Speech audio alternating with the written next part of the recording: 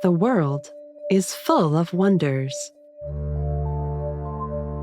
Magic is waiting in small moments. And monsters might be watching, just out of sight. But if you're looking to find them, adventure is waiting to happen. You never know who you'll meet along the way. We are the Storyteller Squad.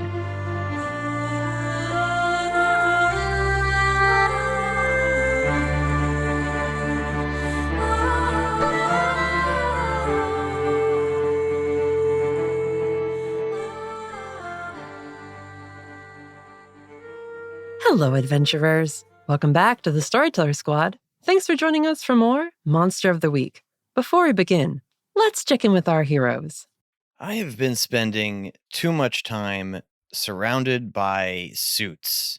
I miss Hugo, and I'm looking forward to seeing him again, because I am Damien Angelo Edgecrest. Terrifying dreams featuring my potential future sister-in-law? That can't mean anything bad, right? It's probably nothing. I'm Raven Eugenia. potential future sister-in-law. Ooh.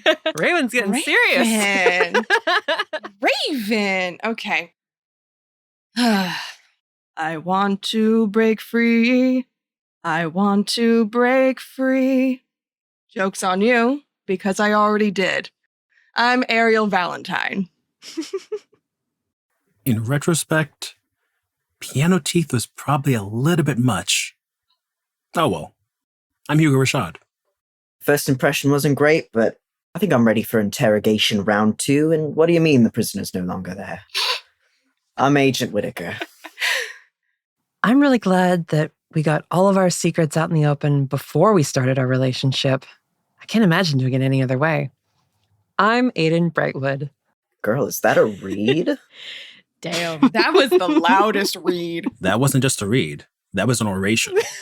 I think I got a paper cut. With lemon juice in it. Yeah, with an extra salt. Let's have an adventure. Last time, after a run-in with Victoria Salem and her gang, our heroes managed to capture and bring in for questioning Ariel Valentine. Val remained cool under interrogation, even managing to crack Whitaker's cool with her sharp remarks. Elsewhere, we saw Hugo fighting as a vigilante against thugs working for Drake Fowler, a folk crime boss in the city. With difficulties facing them both, Hugo and our agency heroes decided it might be time for them to get the band back together. However, late in the night, or perhaps early in the morning, Dr. Salem's forces made a strike against the agency's detention center, helping Valentine escape. Also that night, we learned from Gimmer, the agency's lead artificer and recently revealed Goblin Hotboy, that Salem's augmentations are designed to siphon energy from their hosts instead of functioning like normal artifice. What sinister purpose the Artifice Witch, or perhaps more aptly, Artifice Vampire, could have for her designs remains to be seen, but we pick up with Valentine having been reunited with her criminal partner. Valentine, what do you do? We left off with Salem hugging her and praising her for her good work, right? Mm-hmm. If memory serves right, she kind of stood there awkwardly for a second and didn't exactly hug her back immediately. And I think at this point, she does. Her arms slowly go up and hug her back and kind of squeeze her a little bit. And her eyes flick to her hand, which is functioning perfectly without this battery that she was told she needed. And I think while they're hugging, she mumbles to her very quietly, "Can we talk?" Of course, Ariel. Everyone get out. Salem snaps into her gang leader voice to get everyone to clear out of the room and give you two privacy. Ops ushers everyone out, gives Victoria a nod, and then leaves herself. And Victoria will go and sit down at her workbench and sort of push a chair that has some wheels on the bottom over to you. And she says, I understand if you're upset. I'm really sorry. But we're going to do amazing things with this Philosopher Stone. So that's what it is. Yes. Here, let me show you. And she pulls forward, it looks like another arm augmentation, And it's hooked up with a few gas tubes and other electrical leads that travel back to the sort of main housing that she's got the Philosopher Stone in. She throws a switch, which seems to turn on power siphoning from the stone, and the arm, all in between the metal plates that make it up, begins to glow. She lifts it and points it at a back wall where you can see these test dummies have a bunch of scorch marks in them. You might want to put on some safety glasses. I'm sure that there's like half a dozen of them just scattered across tables. Mm-hmm. So she'll just grab a pair off the nearest desk and put them on. Mm-hmm. A pair of like lenses sort of emerge from the sides of Victoria's face, like out from under her hair, and then just snap together in front of her. And then she pulls a switch or like depresses a panel on the arm, and a beam of the same sickly sea green energy that the Philosopher's Stone gives off emits from the center palm and completely like disintegrates one of these dummies before she unplugs it and throws the switch, and it powers down, and she sets it on the table. She turns to you and folds her hands together in neat steepled points, looking manically excited. Are you excited to get an upgrade? Watching this, I feel like she like stood there with her arms crossed at first when they first started talking. And then when she fired the weapon, started like fiddling with her mechanic hand, kind of like rubbing her thumb on the back of her hand and just, you know, I'm assuming these safety glasses are tinted somewhat. So there's like a little bit of surprise in the eyes. And she just goes, wow, that is something else. This is supposed to be stronger than the batteries in our augmentations. It's a completely superior power source. Those batteries are going to be archaic at this point. Huh. I may even have to develop a new housing in order to store the energy from the stone. Did they tamper with your hand at all? I can look it over. Yeah, they did a bit. They actually took the whole battery out of it, but seems to be working fine. If possible, she will try to like use her taser charge just through the point, like, hey, it's working fine without it. Mm-hmm. I don't think you had used or tried to activate that particular feature before. Have not attempted. Yeah. So I think she will try to. It activates. She's internally surprised by this because she was not expecting it to work. Mm-hmm. Victoria's eyebrows furrow, and she walks over. That's unexpected.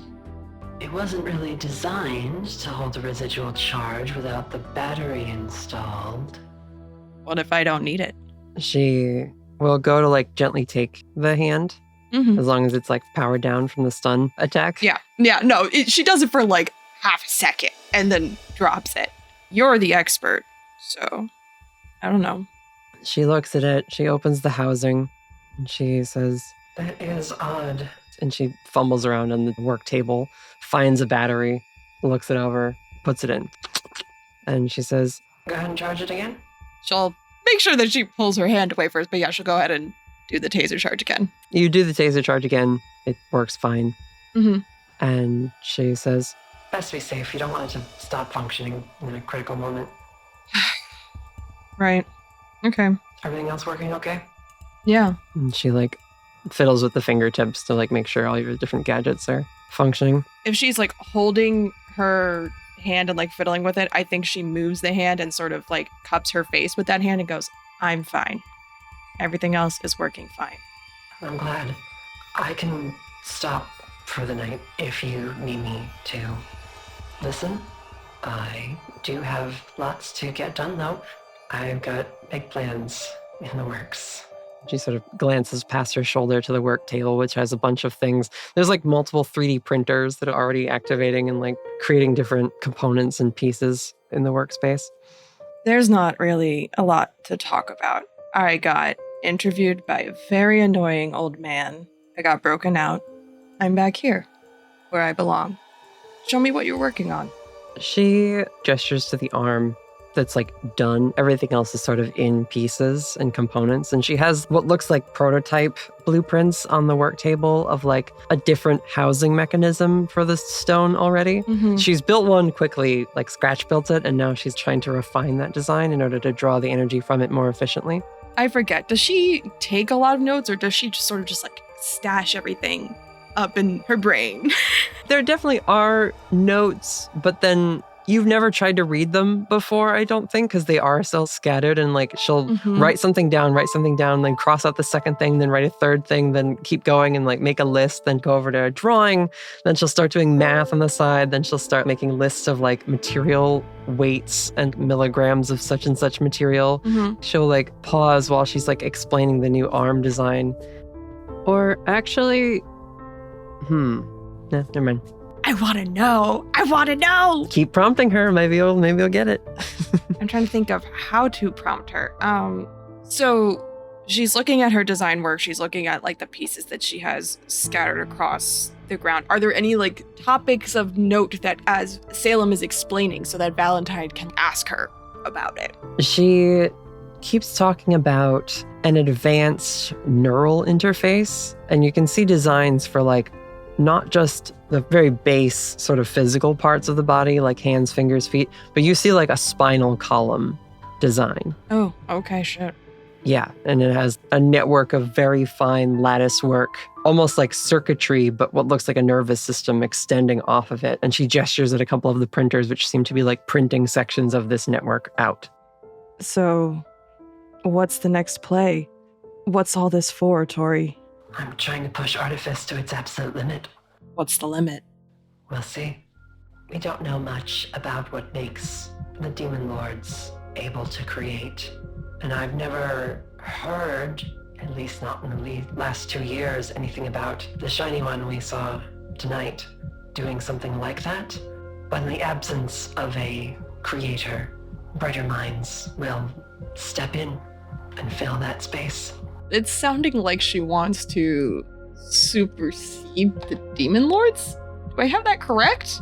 I don't want to give you answers because I do kind of like the dynamic of like her speaking this way is an actual issue with your relationship. Right. Talking above the table, right? Like Victoria talks very flowery when she gets philosophical about her work, and she treats it more like an art when she's talking about it with you versus engineering when she's talking about it with the other crime lords who just care about the results. Got it. So I don't want to fully explain. If you want to just keep asking her questions, you can keep asking her, and maybe I'll see if she answers. I guess the next question would kind of fall on whether or not how much she knows about the Demon Lords, Spark mythos.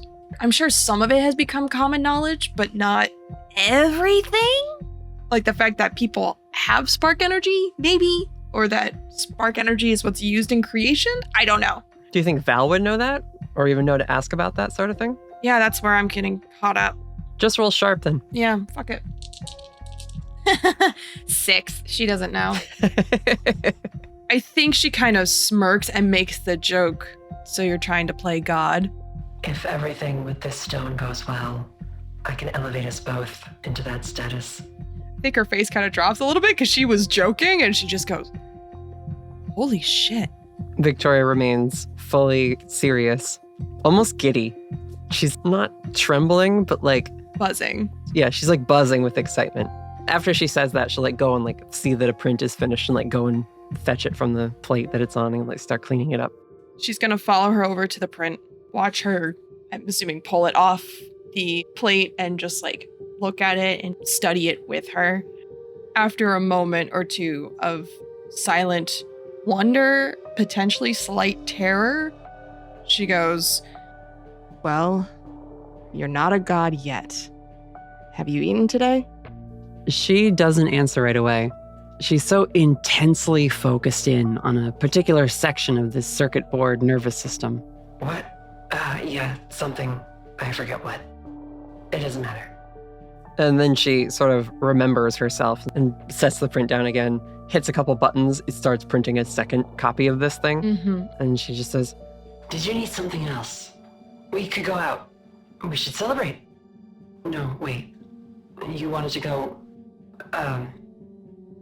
Sorry. There's just a lot on my mind right now.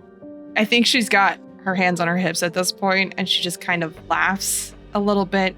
This is the side of her that she finds endearing. This like, oh, you're so cute when you get lost in thought and you get so absorbed in your project type of deal. Mm-hmm. She just shakes her head and says, I'll go get you some breakfast because I'm assuming the last time you ate was at least 8 hours ago. And then I'm gonna go back to my place and crash for a few hours because I haven't slept. That's sweet of you. And a big help, really. Thank you, Ariel. And she'll go back over to her workbook where she's got all these diagrams, starts flipping through pages, and again starts scribbling out something. Seems like her saying thank you is sort of like the end for her in that conversation. It's like an excuse to be like, oh, I'm done with you. Okay. Yeah. So Val stands there for like another beat and her back is turned to her. The little smile on her face drops and she turns and slowly walks out the door. You get a few steps away from the desk. She doesn't sit up or like change her body language at all, but you hear her say, I would have killed to get you back. I might have already, I suppose. She pauses at the door and says, very dramatically over her shoulder, I know you would have. And she leaves. We follow you out of the workshop as the buzzing and flashing of occasional power being drawn from the Philosopher's Stone lights up that room, but grows dimmer and less noisy.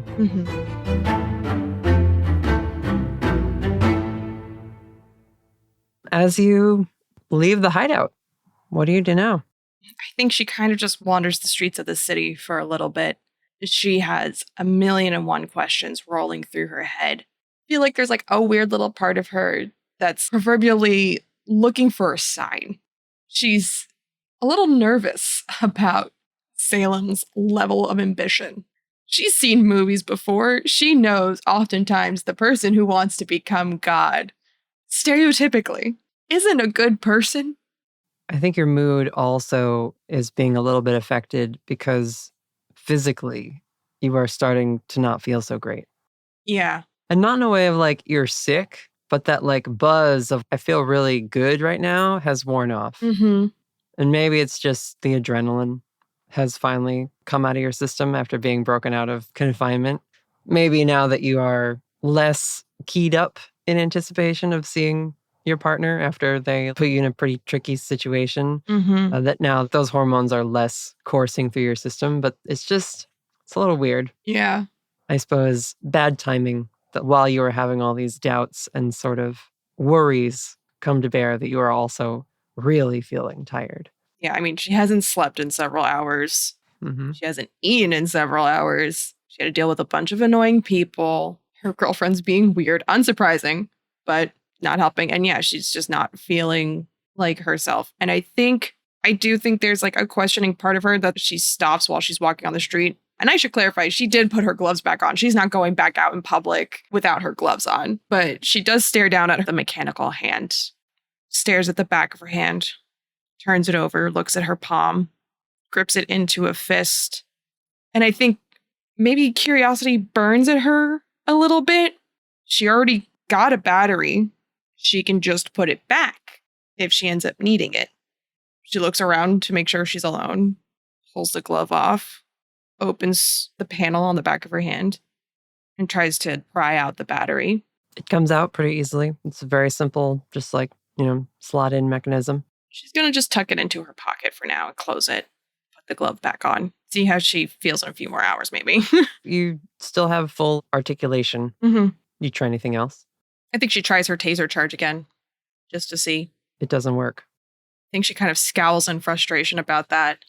Is there a little bit of guilt of like, I'm going to take this thing out even though my girlfriend just put it in kind of a thing? Yeah, I think there's like a little bit of guilt for not trusting her. To play on that a little bit, when you look up, you feel like a little jump in your stomach because you see a poster across from you on this like street corner you've stopped on. And you see at that first glance in the dark what looks like an image of Victoria on this poster. Oh, God. Yeah. Because it like spooks you. Ooh. But if you go and inspect it, it's actually a poster for what seems to be a new community center in the city. Okay. And on the front are a few figures.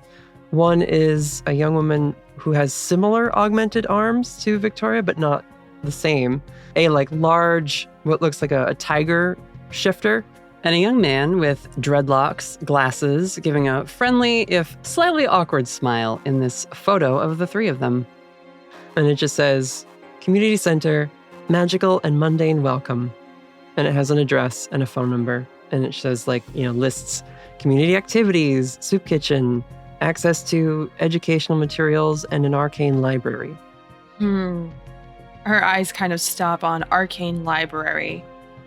She looks at her hand again. This counts as arcane shit. I think she's going to double check the address, and then she's going to head for the community center. Okay. Takes you a little bit if you're going by foot. You can catch a bus, get there a little faster.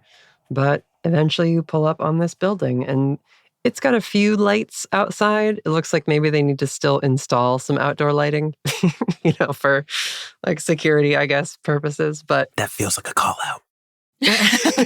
yeah. There's fresh landscaping that's been put in and, maybe being trimmed or whatever. And still there's a big, what looks like posts where a sign would go, but it still doesn't have a sign. Still a work in progress. Okay. Yeah, work in Mood. progress. But Mood. the door is locked. It has regular hours, maybe 9 to 9 or something like that, for after school programs. Are they just posted in really small font away from the door? So you really have to go seek them out. I think that's my biggest pet peeve. I'm sorry. No, the hours are on the door, but they're not on with a vinyl sticker. It's a piece of paper where they're written and it's taped on the inside. Oh, so it's really hard to read. Okay. It's just hand done. It's, as neat as someone who has never made a sign before could make it. They did their best. Yeah, no graphic designers amongst the whispered. God. Oh, I'm making a graphic designer for the whispered. You've summoned me. God damn it. Yeah, so I think she tries the doors, sees the posted hours, just rolls her eyes. I think she's getting on a little bit of a curiosity bender. Given the fact that Val hasn't slept and hasn't eaten, but is choosing to do this instead, I feel like bender is a really good word for it. Yeah. It's a super manic choice. Yeah. Yeah. Yeah.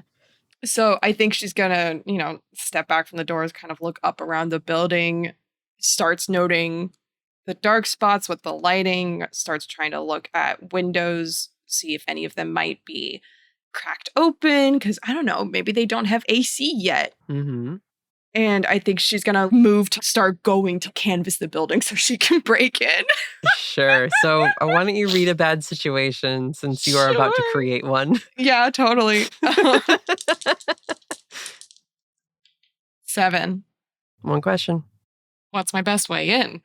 I also do have burglar, which allows me to break into a secure location by rolling plus sharp. So, but Well, what do you get on a 7 if you roll plus sharp on that skill? if I roll plus sharp, let's see. On a 7 to 9, pick 2. You get in undetected, you get out undetected, you don't leave a mess, you find what you were after. For spice, I'm torn between don't leave a mess or you find what you were after. I definitely don't want her getting out undetected because that's boring. I think if you want to find research on your artifice, you should prioritize that. So find what you were after. Yeah. Okay, yeah. Get in undetected, find what I'm after. And then what are the 2 that happen as a result? I don't get out undetected, Mm-hmm. and I totally leave a mess. And I think that makes a lot of sense, actually, given the current mental state that she's in. She's a little sloppy. That does make a pretty good... There's papers and books scattered everywhere. Well, I'm going to stretch the meaning of that a little bit yeah, go ahead. and roll it into your question of what's my best way in. Mm-hmm.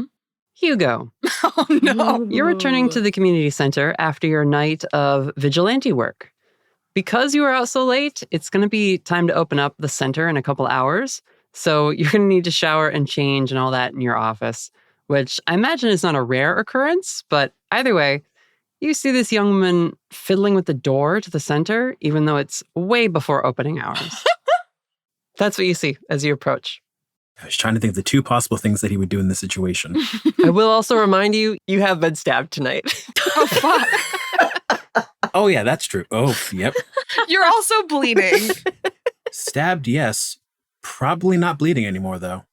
because of... Oh, true, your regeneration. Yeah. I need an opinion. Do I want this to be spicy or not spicy? Spicy. I mean, I always like spice. We do enjoy spice here on the Storyteller Squad. As long as it's accompanied by the juice. Hey, Natalie, can I roll use magic? Yeah, Specifically to trap a person or thing. sure. 11. Whoa. Yeah, you trap her. So Val will feel it suddenly get a little bit cold, and if she looks down, will notice that there is suddenly a block of ice forming on their shoes. Rude. Gripping them to the ground. Yep. I love that. Breakfast hours aren't until 9 o'clock. She turns around, or does her best to turn around because she's currently frozen in place. Just kind of like looks over her shoulder, and I think she's gonna play dumb a little bit because you said it was a handwritten sign, and go, "Oh, I'm sorry, that's my mistake. I thought this said you were open at 6, and I could have sworn." And she checks a watch in big quotation marks.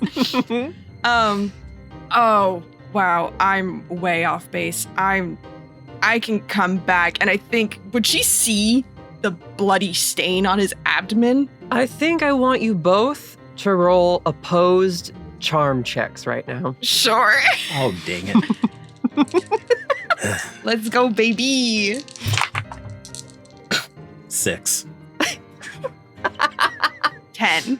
I do got the -1 after all. I got the +2, baby. Thank you, dice! Hugo, you have not concealed the blood stain on the coat you are wearing. Val, you can make that out as he comes into one of the few lights that is functioning and set up. I will also add in as a 10. Hugo, you see this poor, very tired, kind of like worn down looking. Dark circles under the eyes. Yeah, like her clothes are a little rumpled and just like not neatly put together. And it is like the early morning. I'm just a baby. You deal with people like this all the time who just are sort of out of it or a little disoriented and come to the community center looking for help because they see the posters that you've put out, right? Yep.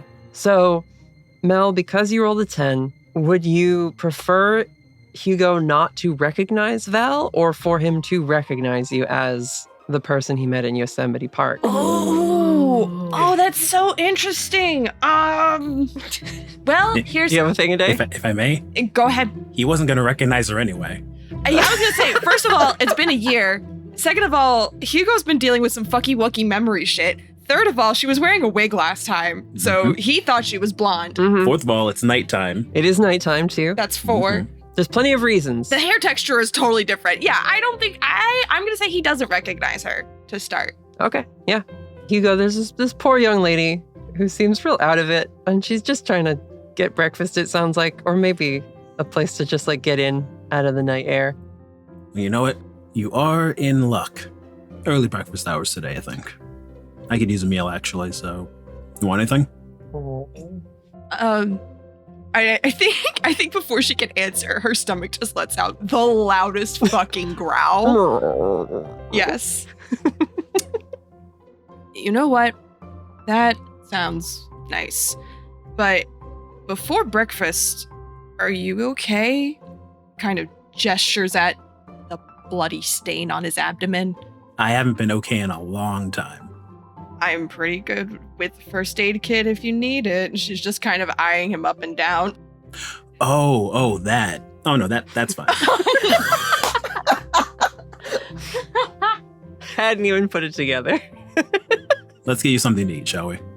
Okay, if you say so. We also have changes of socks. Sorry about that.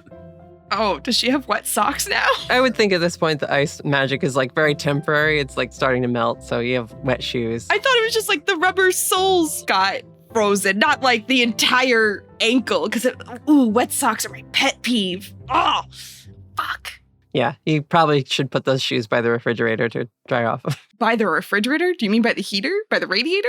Do you not know that? You can put your shoes in front of your refrigerator, and because it's sending heat out of itself, it will warm them and dry them off faster. I didn't know this. Oh. Yeah, life hack. That sounds fake as fuck, but okay. Noted. Try it. It's worked for me. All right, I'll consider it. Makes sense. Yeah, makes sense. She will follow him into the community center, assuming her feet are now free. Yep. Walks in, turns on some lights, turns on the other lights, turns on the other lights. So what are you thinking? Cereal? You see the community center foyer. It's, I don't know. How have we described it, Hugo? Oh boy, how did we describe it? I think we said it was like, it's almost like a library immediately when you come in. Yeah. Like, that's the kind of energy it gives off. But yeah, there's doors that like clearly lead into a cafeteria area. There's another hallway that goes down a ways. Did we say it was circular? It is a, I forget what the term for 9-sided building is. Nonagon? Nonagonular? Nonagonal? Nonagonal? Sorry, I've just been invested in a trilogy of book series that is actually very invested in Latin words for yes, 9. Yep. Nope. I know exactly what you're talking about. All right, yeah. Everything spreads from this front foyer into what look like the 9 hallways or segments of this building. It also doesn't quite match what it looks like on the outside, so it's iffy sometimes. Explain what you mean by that. Like, is it... explain the contrast of the exterior to the interior to me, just out of curiosity. Wibbly wobbly. Uh-huh. Timey-wimey. Uh-huh. It's a little bigger on the inside. Okay. I think she just kind of lets out a low whistle. Okay. Sorry, what was your question? Cereal, pancakes, waffles. I know he has some orange juice around here somewhere, possibly some apple juice. We might be running low, though. I'm not picky. Whatever's easiest. Well, you're going to have to make a choice. Or you can have all of them, but that's going to take some time. Pancakes would be fine. I can help make them if you need a break, though. I'm not going to be insulted by this. She's not trying to insult. She's actually like offering to make you pancakes. Yeah, but Hugo's a cook. He comes from a family of cooks.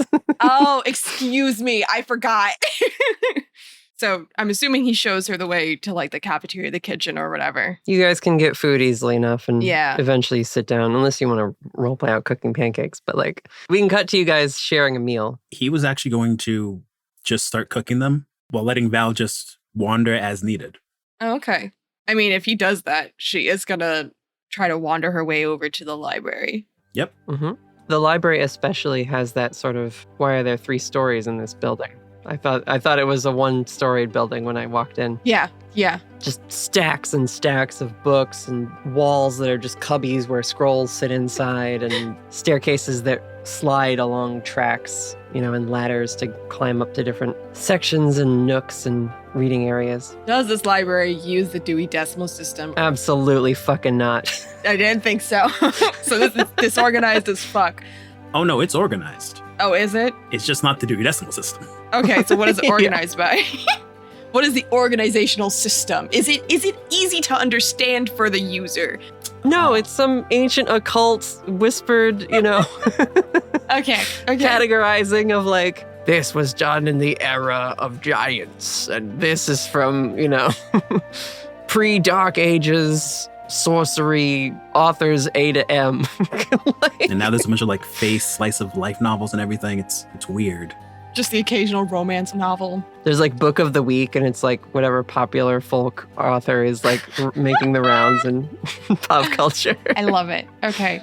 I think she's just gonna try to start looking for titles that say Artifice on them and just start there. Sure. And if she sees anything, she will pluck it off the shelf and just like tuck it under her arm until she's got like a stack of 3 to 5.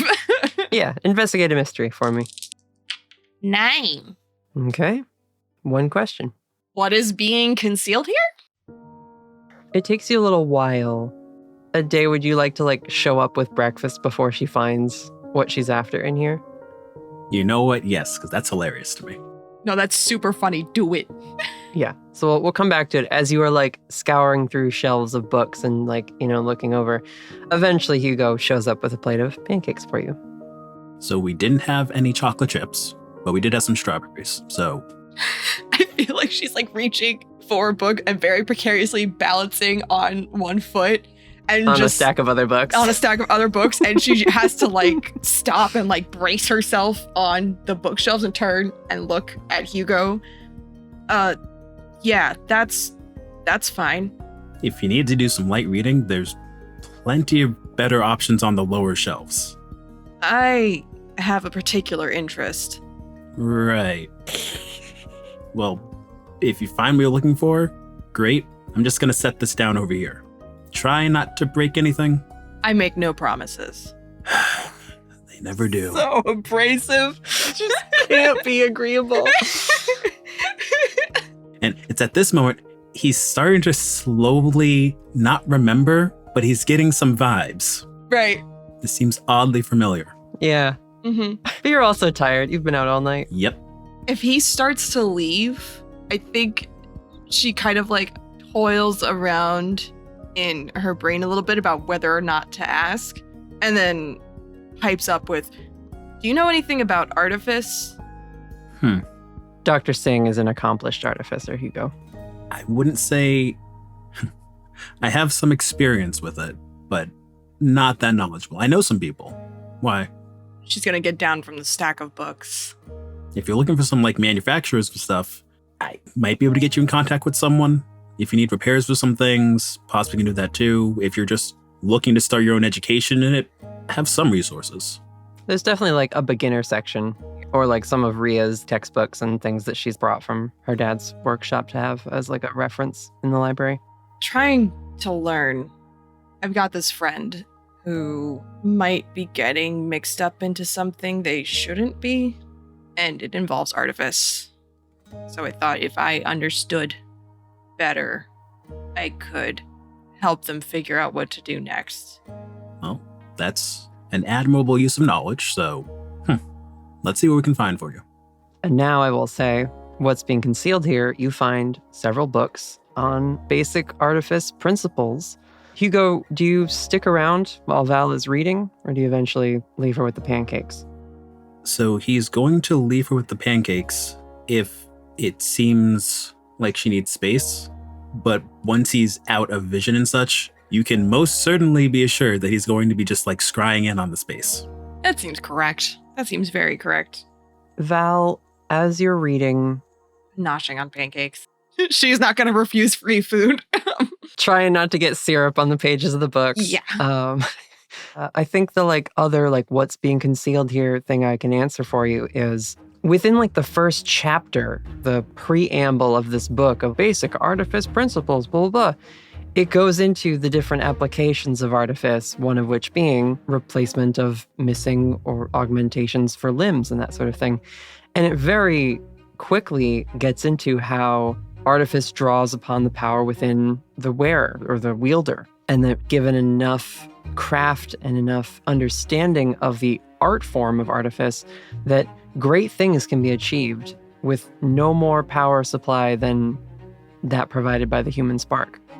And as you're reading this and you're eating the pancakes, I'll say you can realize, well, yeah, you did just eat something and that's probably good for you, but you are starting to feel better again, like you were in the EC agency holding cell. Mm-hmm. I'll let you decide whether Val puts that together with having removed the battery a little while back. She's no scientist, but I don't think she's stupid. I think reading this passage says, hey, Artifice is powered by human spark energy and can even exceed expectations from what I'm understanding from your explanation. Meaning that, like, the fact that you were able to power your taser, right, without an external power source, that's kind of what they're implying. Right. Like, magical effects can be achieved with no other outside input. Exactly. I think it validates her enough to keep the battery out. Her thought that she doesn't need the battery, I think if anything, it leaves her feeling a little cocky, just a little bit, like she's better than everybody else maybe, because maybe some people do need the battery. Like, there is no logical reasoning for her to question why the battery was made. Yeah. There was logic behind, like, why do I feel fine without it? But not, oh, the battery is harming me. You might recall the gnomish artificers. Oh yeah, he said something about her work being shoddy. Yeah, her work not really doing well if it was based off that battery supply.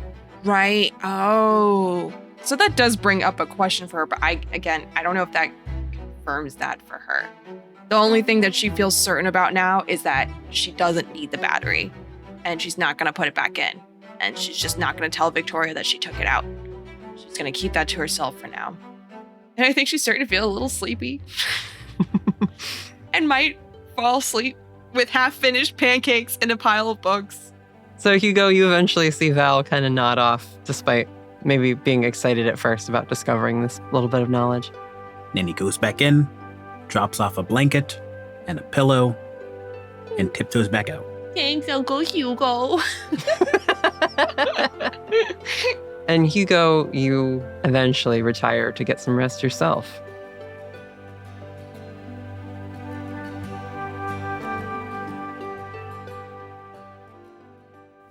The next morning, we are going to cut to the Eastie Agency, where the bustle of activity, which we last saw, has quadrupled given the unprecedented attack on Eastie Agency Holding, the likes of which we have not seen since the Radio Ghost incursion 2 years ago. And that one was internally instigated. There's heightened security. There are people double-checking and triple-checking everyone arriving for different spells and going through like metals detector things. Even like trusted agents now are being like scanned pretty thoroughly. But we will say that the three of you, Whitaker, Damien, and Raven, you've all gotten through all that at this point and are now meeting with Gimmer and some of the other agents, looking over the scene where the break-in happened, and have like shared the information of like, yeah, no, this artifice is preying upon people at this point. You can pick up that scene wherever you'd like. Whitaker gives back the vape pen he's hid for Prithee in the scabbard of his sword. They don't scan the sword anymore, just stuff whatever you want in there. Can you believe it? That new security process took my wheels from my Heelys. I'm sure they'll give them back on your way out. Yeah. Let's be real, though. They probably would have taken them away from you regardless. Only if I got caught and they couldn't catch me if I'm wearing Heelys. I feel like this conversation is happening as we're walking up to the scene where it happened, and so we feel like we can be in kind of a silly, jokey mood, and then we see the hole blown in the wall, like, oh. Yeah. All right, well, guess we'll review security tapes, see where they went, try to get as much info as possible. Well, finding her should be the easy part. What? Yeah, because I put a tracker in her hand last night. You... Fucking hell, Damien. You only had that thing for like an hour. I mean, impressive instincts, Damien. Damn, that was quick. Did you get clearance to do that? Or you just... No, it's you. You just did it. Well, what do we do? How do we track her? Bam! A big electronic device with like a beeping and antenna out the side of it gets put down on a table, and Gimmer like climbs up onto a chair so he can be at eye level with you all. And he says, "With this." All right, Gimmer, what's the situation? Dare I say, spill the security. Well, I'm feeling very lucky to be alive at all because I was researching the thing that blew up down here minutes before I put it back in the holding drawer and then it exploded. Jesus Christ, Gimmer, you gotta stop leaving your explosives around. I didn't put an explosive. In fact, I didn't even see one. It was like it reacted. We're thinking, I mean, clearly whoever was brought in was sort of like a trigger because their device also exploded. Don't go down hallway C. It's a mess. But yeah, it seemed to like create like a resonance with whatever was inside the other device here in evidence holding. Set off a chain reaction. That's why they, it just threw everything out of whack. So this is, and to be clear, this is one of the Artifice's devices, one of the witch's devices. Yeah, that arm that you guys brought in. Gotcha, yeah. Do you think it was from the crystal that they were using? Potentially, yeah. Those batteries could have set something off in it. And this happened right after we got off the phone last night? Like an hour or two had passed, yeah. Jeez. Well, I'm glad you're still here. Yeah, me too. Thanks, Raven. Gimmer, that explosion, any chance we could recreate it in the future? If you had another battery, I could screw around with one, I suppose. But I mean, clearly very dangerous. Like, all right, put that on the shelf then, we'll get back to it. But you're saying we could feasibly create a frequency that makes these things explode? I don't know about a frequency, but whatever was in the arm attached to the person who was brought in, clearly a plant. Man, this witch is diabolical. She's just like sacrificing people to get other people and also destroy the evidence. So now we have like nothing to go off of, except the one that we put a tracker in. For once, your instinct to tag just about anything you can get your hands on paid off, Edgecrest. Well, I just like trying to be thorough. Gimmer, was there some sort of warning that we could perhaps be on the lookout in case we come across one of these people. That way we can know to run away from it and not get blown up. Well, in the security tapes, the person who got brought in, the artifice arm attached to them let off like this like sort of sea foamy green flash. And then that like seemed to trigger something in the other arm, and then they both went up. Seafoam green. Nice description, Gimmer. I know green, man. Points at his green skin. I'm a goblin. We got 15 words for green. Next, you're going to have him say it's not easy being green. Well, it's not, Val. We keep saying I'm going to like pitch up my voice, just like my voice pitched up will be Gimmer. But I don't know, maybe Gimmer talks like this. Fuck no. Absolutely not. Kermit to the bit. Oh, God. Anyway. We didn't lose anyone from the agency, did we? No. Fortunately, magic healing is pretty standard in our emergency response these days, so that helped. And it was that fast. It was just a flash and then they both went up. There was no other warning. No, I mean, there was hardly any time to react. We're lucky, we didn't lose anybody, but yeah. Except the artificer, or the person wearing the arm. Well, the person whose arm blew up right next to them, yeah. Okay, that makes sense. And like people are in the hospital now, like it was bad. Yeah, it sounds awful. Still, a flash isn't much of a warning. If it's that quick, by the time we see it, we'd be too late to react. Well, yeah, I wouldn't recommend rushing in when confronting these people again. But anyway, the tracking device is active. We can keep a log on her location thanks to this receiver. She's actually stopped moving for a bit, so we think she's either resting or meeting with someone. And Gimmer shows you on the screen of his device a little stationary ping going off on a map of Portland. Raven, roll sharp. That's an 8. Having worked in Portland so much over the last couple of years, you've got a decent mental map of the city. The ping is coming from Hugo's community center. Like, definitely for sure in the community center? Definitely, for sure. You recognize the shape of the building and the layout of the park across the street. Guys, that's Hugo's place. Why is she there?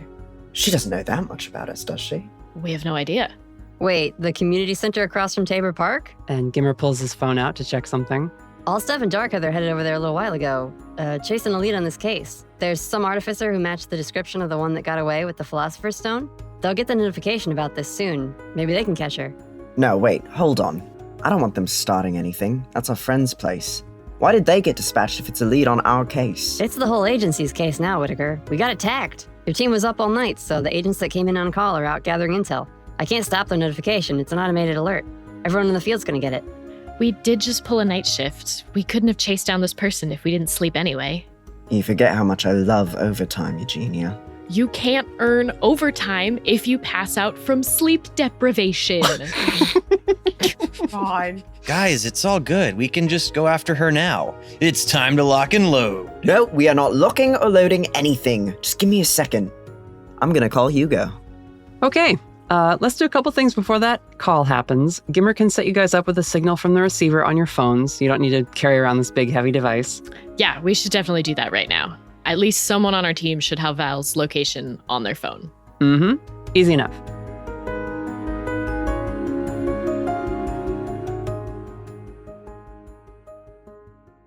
We're going to pause there because otherwise our timeline's going to get...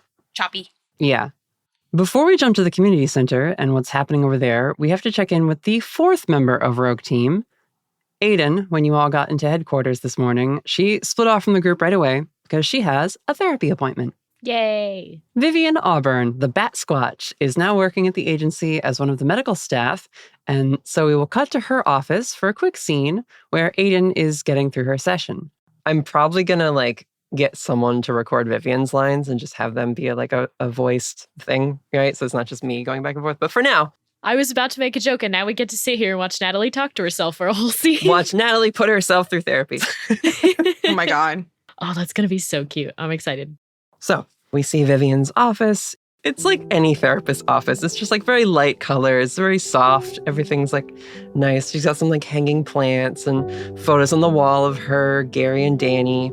There's a big picture of Echo Bay and their log cabin house and everything. And Aiden is just sort of sitting on a couch across from Vivian, who's in a nice cushy chair that accommodates her large bat squatch wings as she's like taking notes on a big clipboard. Aiden is actually holding a stuffed plushie of the Willituck Lake Monster, which has a whole line of merch now that it's a protected species and is being publicly studied. Oh. Aiden is going off a little bit. She's clearly in a moment of unfiltered sharing as she vents some frustration. And I don't even know how to respond when people confront me like that. I can't be everywhere at once. But it still hurts finding out that I wasn't there when somebody needed me. Anyway. That's gotta be hard. Do you have anyone you can talk to about that stuff? No. There aren't really a lot of people who can empathize with how long I've been around doing this job. And I'm not really in touch with many people outside my immediate circle. Raven's great at listening, but sometimes I'm worried I'm just a little too much for her. And I don't want to stress her out. She's been having a lot of stress dreams and nightmares lately. I don't want to add to that. Can I ask you something? How are you doing, Aiden? I mean, I'm okay. I'm just worried about Raven. And now there's all these people that this artificer is taking advantage of. And Hold that thought, honey. I asked how you are doing. As in, what are you doing for yourself? What? Exactly. Darling, we've gone over before how you can't protect all of humanity. I know it was the mission you got assigned, but it's just not realistic or healthy trying to carry all that by yourself. Yeah, so I'm looking out for the people I'm closest to and doing what I can through the agency. Right. But there's someone very close to you that I don't think you're taking care of or enough. Damien? I feel like I'm doing so much better with him lately. In fact, the other day... Yourself, sweetheart. Get her. What does taking care of Aiden look like? Oh. I don't know. I know. But like, if I'm not looking out for everyone else, what am I doing? Vivian sits there and she watches Aiden attempting the mental gymnastics of this question she never asked herself. But she doesn't have the muscles developed in order to land anything. You don't need an answer, Aiden. This isn't a test. But that's what I'd like you to think about until our next session, okay? You need to include yourself in the list of people who matter and deserve to be looked after. Okay, I'll try. Aiden gets kind of emotional being put on the spot like this and wrestling with the idea that she doesn't know what taking care of herself even means. I'll work on that. Yeah, I should have an answer for that. You'll do just fine, Aiden. Now, I've got you in the schedule for 2 weeks from now. That's still gonna work? Yeah, that should be fine. Thanks, Vivian. Anytime, honey. You have a good day now. And they do a little hug, and then Aiden heads out, and she will catch up with all of you after your meeting with Gimmer. Go to therapy! Woo! It's good for you.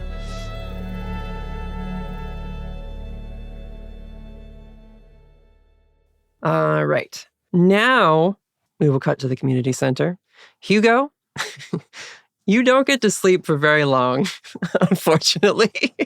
Oops. You awake probably to, probably Jordan comes to get you. They knock on your door very urgently. It's not a polite knock. It's just bang, bang, bang, bang, bang. Hugo! Yep, what's up? Yep. Get it together, man. What? We got a situation. The agency's outside. Hold up. Okay, hold on.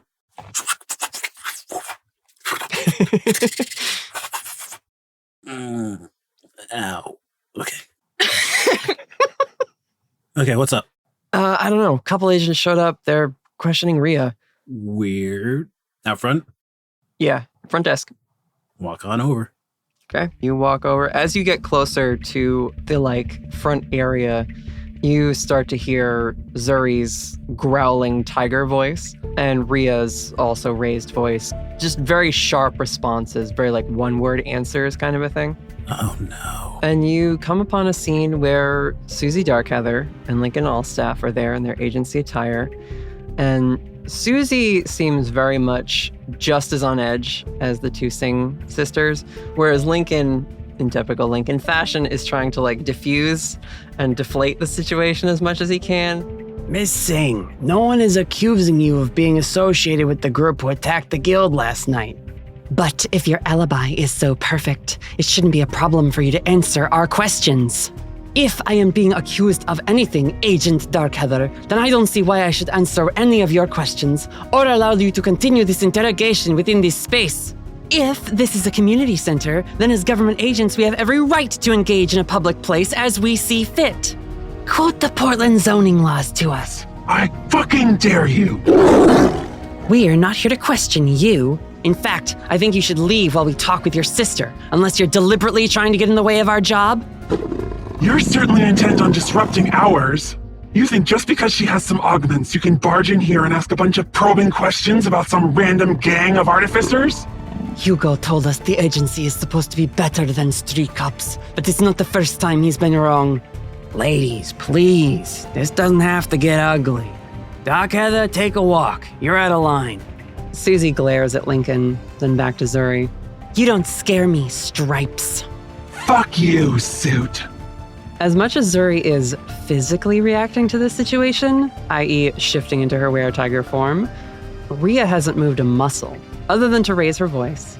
And she still remains almost perfectly still, arms folded in front of her. Her augments, which are similar to Salem's, remain folded neatly against her scapula. Lincoln turns to her.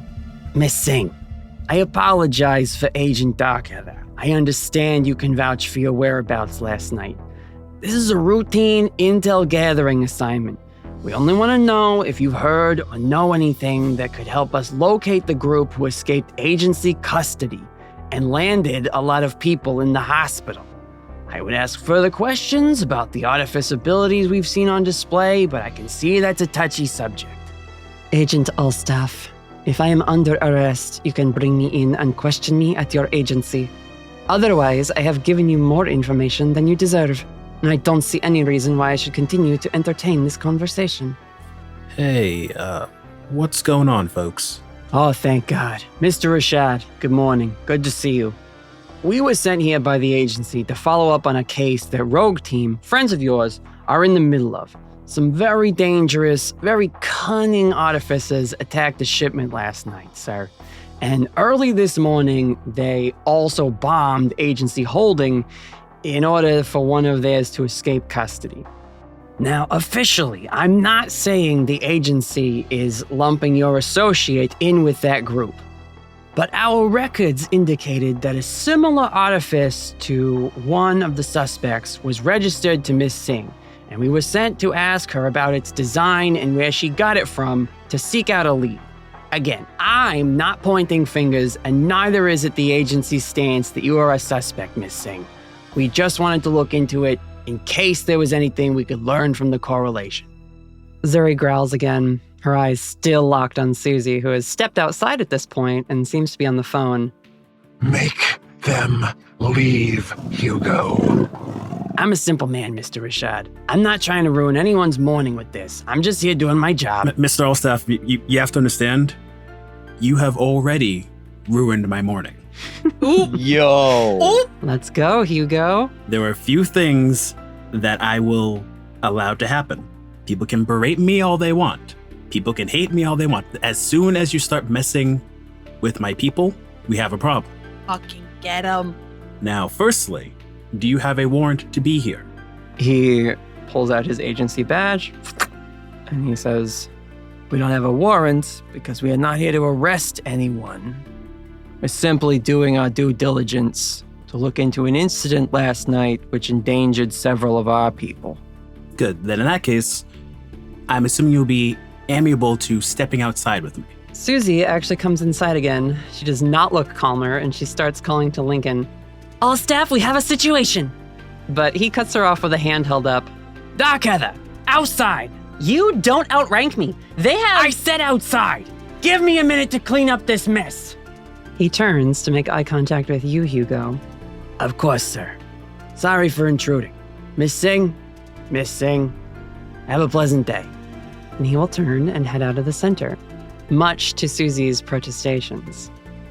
As you leave, Hugo, Rhea will like stop you with one of her arms. She doesn't move like her normal arms or really her feet at all, but one of her arms extends and taps you on the shoulder, and she gives you a look of like, I could have handled it. Yeah, you could have, but you shouldn't have to. Also, have I ever told you about the time that I kicked her ass? She cracks an uncharacteristic grin, and she says, It's not like you to brag, and I don't know if she's worth it either.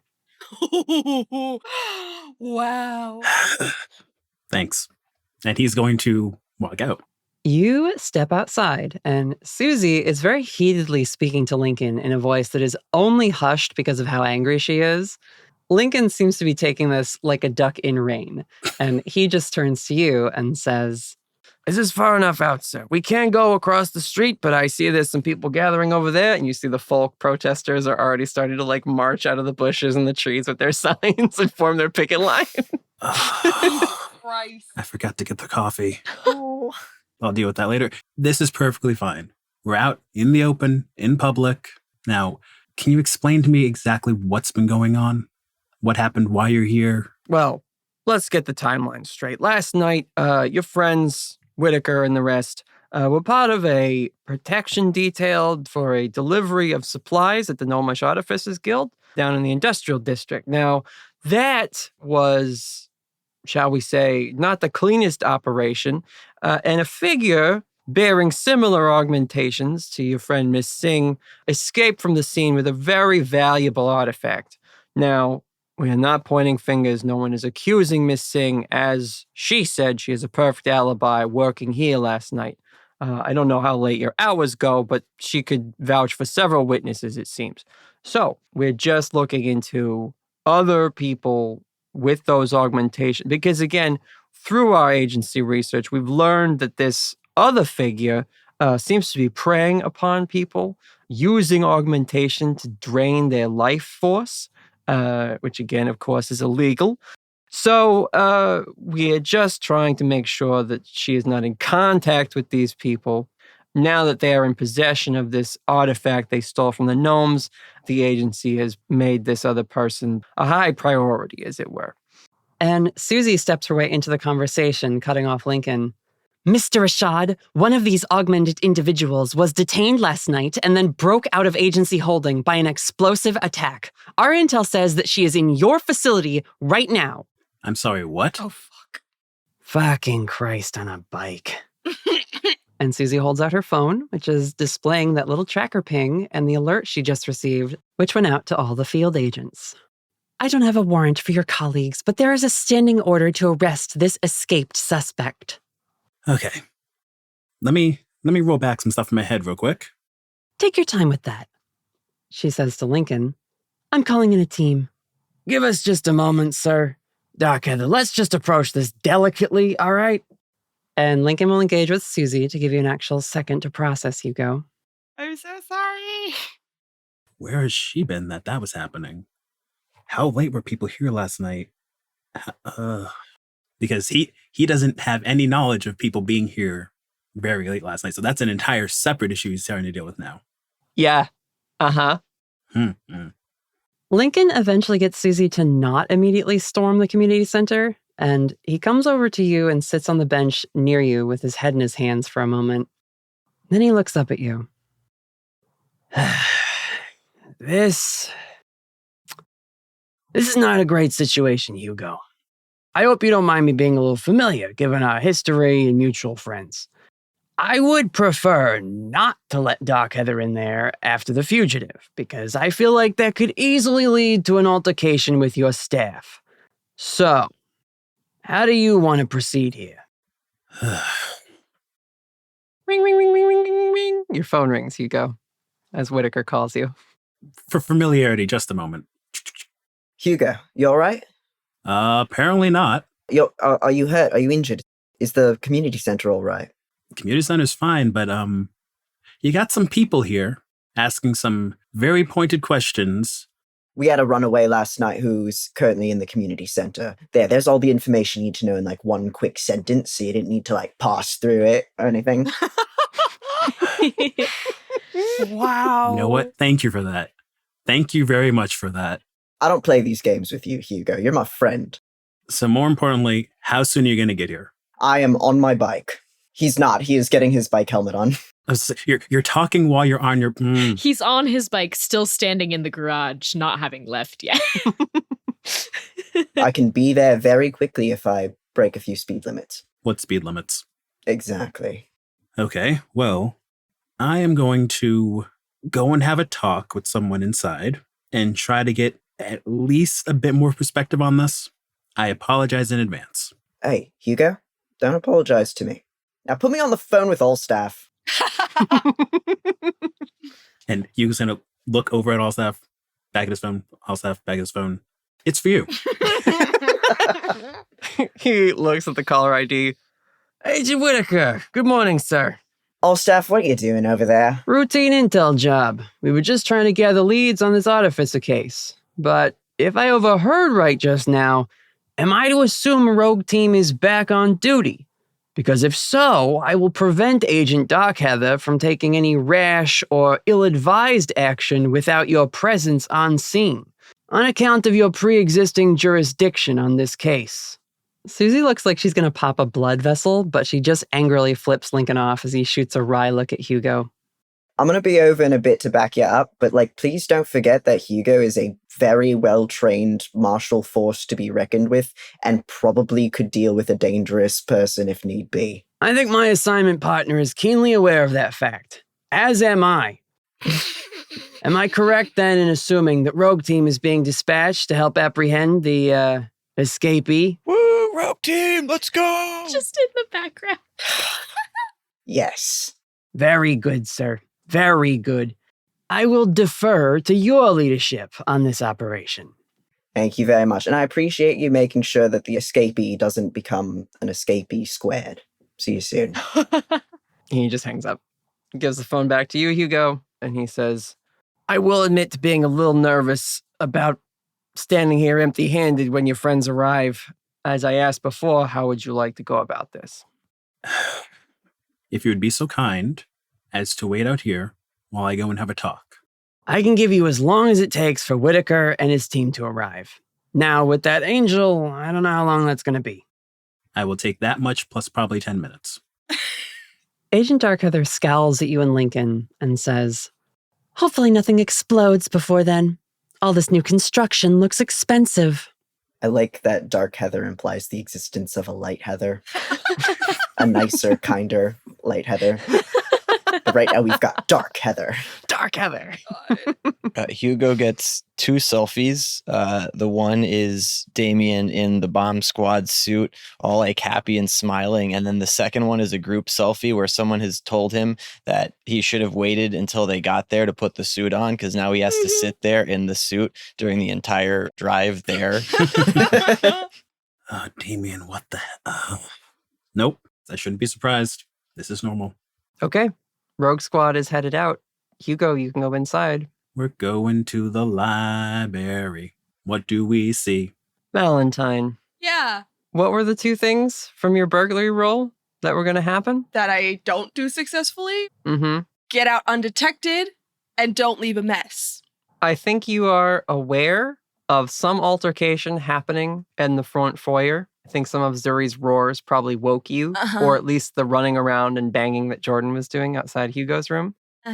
So I think, Hugo, when you arrive, is it fair to say, Val, that he might see you about to climb out the window? Oh, absolutely, yes. If we had had time to do a split cut, she would have been listening by the entrance to the library to sort of hear what was going on and be like, oh fuck, time to go. Yeah. Agents are here, so. Yep, yeah. Agents are agenting. So we're gonna find an escape route. So yeah, she is absolutely mid climbing out a window. Okay. Also, she definitely got some syrup on one of the books. Oops, that's the mess. That's the mess. On the table. I was typing that exact thing in the chat right when you said it. Brittany, how dare you read my mind? Oh, same brain cell. Love that for us. Just makes sense. It does make sense. So that's what you see, Hugo. This person you let in out of the kindness of your heart. Dining and dashing. How high up is the window? What is the window access? It depends what floor of the library window you were crawling out of, Val. I think she went to the second floor. Something about like all the stacks and stacks of books makes me feel like the windows on the first floor aren't that accessible. I'm getting the impression that it's not a very tidy library. Here's what I'll say. The windows on the first floor, if you look out, lead to just some like bushes and like the outside of the community center. Right. When you go to the second floor to see if those have a better vantage point or something, you see bushes outside and the outside of the community center. What the fuck? Bigger on the inside. Oh my god. I'm trying to figure out if we zoom, freeze, or if we shock. He says this to Val.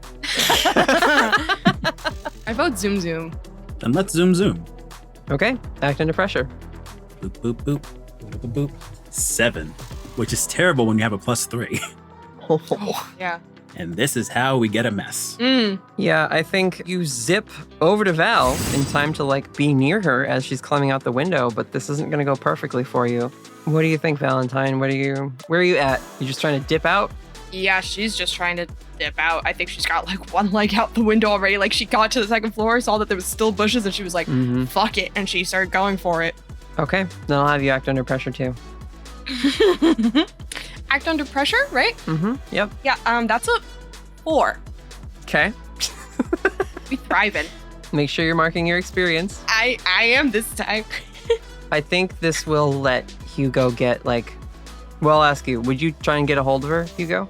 Like stop her from crawling out the window? He's going for the leg, but he's probably going to fall on some books at the same time. Oh, here we go. You go for the leg, you catch the hand. Oh. Wait, the hand? The hand. Oh, okay. Hugo's catching these hands. Oh, this is going to be hilarious. Okay. You were like grasping her hand at the wrist, kind of a thing of like, wait. Did they both fall over and have a meet cute? Twice in a row. Val's working her way through the whole squad. Yeah, Every single squad member has to have a meet cute moment with Val. Yeah, no, this is law now. This absolutely has to happen. Whitaker, you're next. Go ahead and try. I'm gay. So am I, bitch. We recognize is real. Their bond is like two positive ions colliding. Oh man, my face hurts. What are you guys doing? And pull. Yeah, I'll let you pull her inside. I think you're fast enough that you like, she's like out of the window at this point. I think she hits her head on the window frame. Just like bonks it, not like knocks herself unconscious. Yeah, not harm, but you get pulled through the window frame inside, up against the balustrade of this like second level tier of the library now. You can zap him if you want to zap him, but it might not go as you expect. Yeah. I mean, he's grabbing her wrist right now, right? So I don't even think she'd be able to. She already knows that he knows. I think she's gonna try to play the sympathy card a little bit. I don't want any trouble. I just want answers. And if they take me in, I'm not getting those answers. Roll manipulate someone. All right. For the love of fucking God. Okay. Let's see. +2. That's a 10 total. If they do what you ask, they mark experience and get +1 forward. Doesn't have to. Doesn't have to. You see, I'm more vacillating on what doing what is asked in this case ends up being. I mean, it's clear she wants to get out of here and escape. Yeah, the implication is, let me go, please. Let me run away, please. I'm just a little flea foo. He's going to look her square in the face. He's going to commit her face to memory. Can he do that? Oh my god! Oh. That was mean! Oh my god, that was so Rude. mean! Sorry. Rude. Damn. I feel like that all took us a second. Hey, Durs? Nice. That was good. That was very good. Ouch. You have 30 seconds. I'm assuming he lets her go. She bolts. You climb out the window. You are on ground level. You take off. Hugo, where do you go from here? Back outside. Okay. You come through the foyer. Rhea and Zuri are still at the front desk. Zuri has reverted back down into a more humanoid form, but similar to Jordan, she has the tiger fur kind of still creeping at the sides of her face, and like her nails are extra long right now as she like files one of them.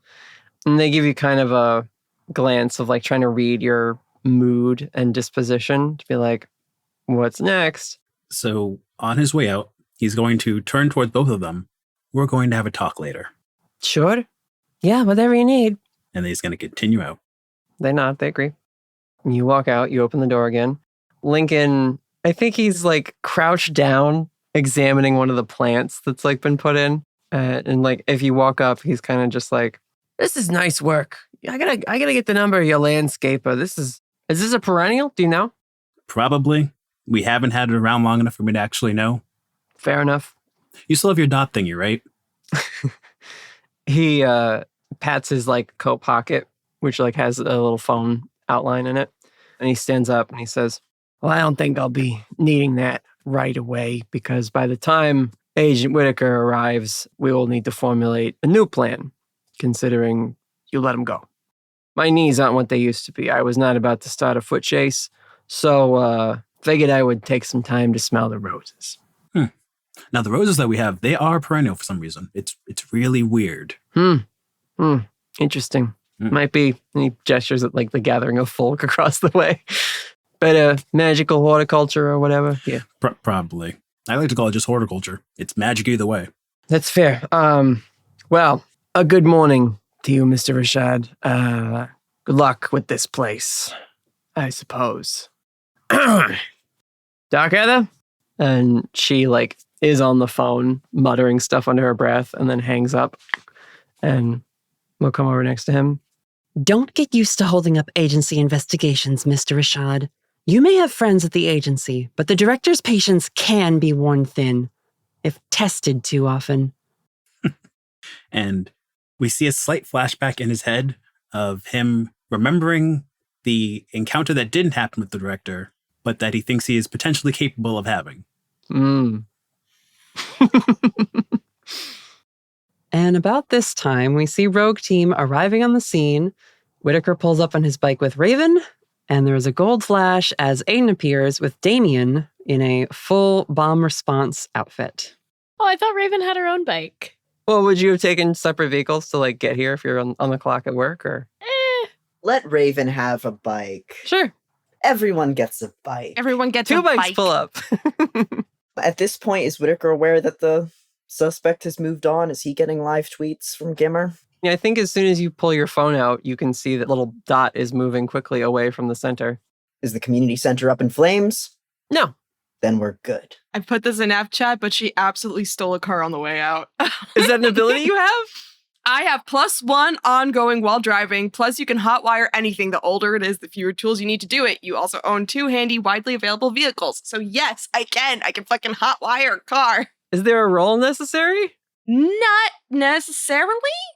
I would imagine I would pair that with like burglar. Yeah. We did that last time when she met everybody. Right. I'll let you steal a car. You hotwire some car and take off. Yeah, a car, a motorcycle, whatever. But yeah, she steals a vehicle. I think the car, so you can hide inside of it without being seen from the outside as easily. Yeah, I would think she'd go for a car. Yeah.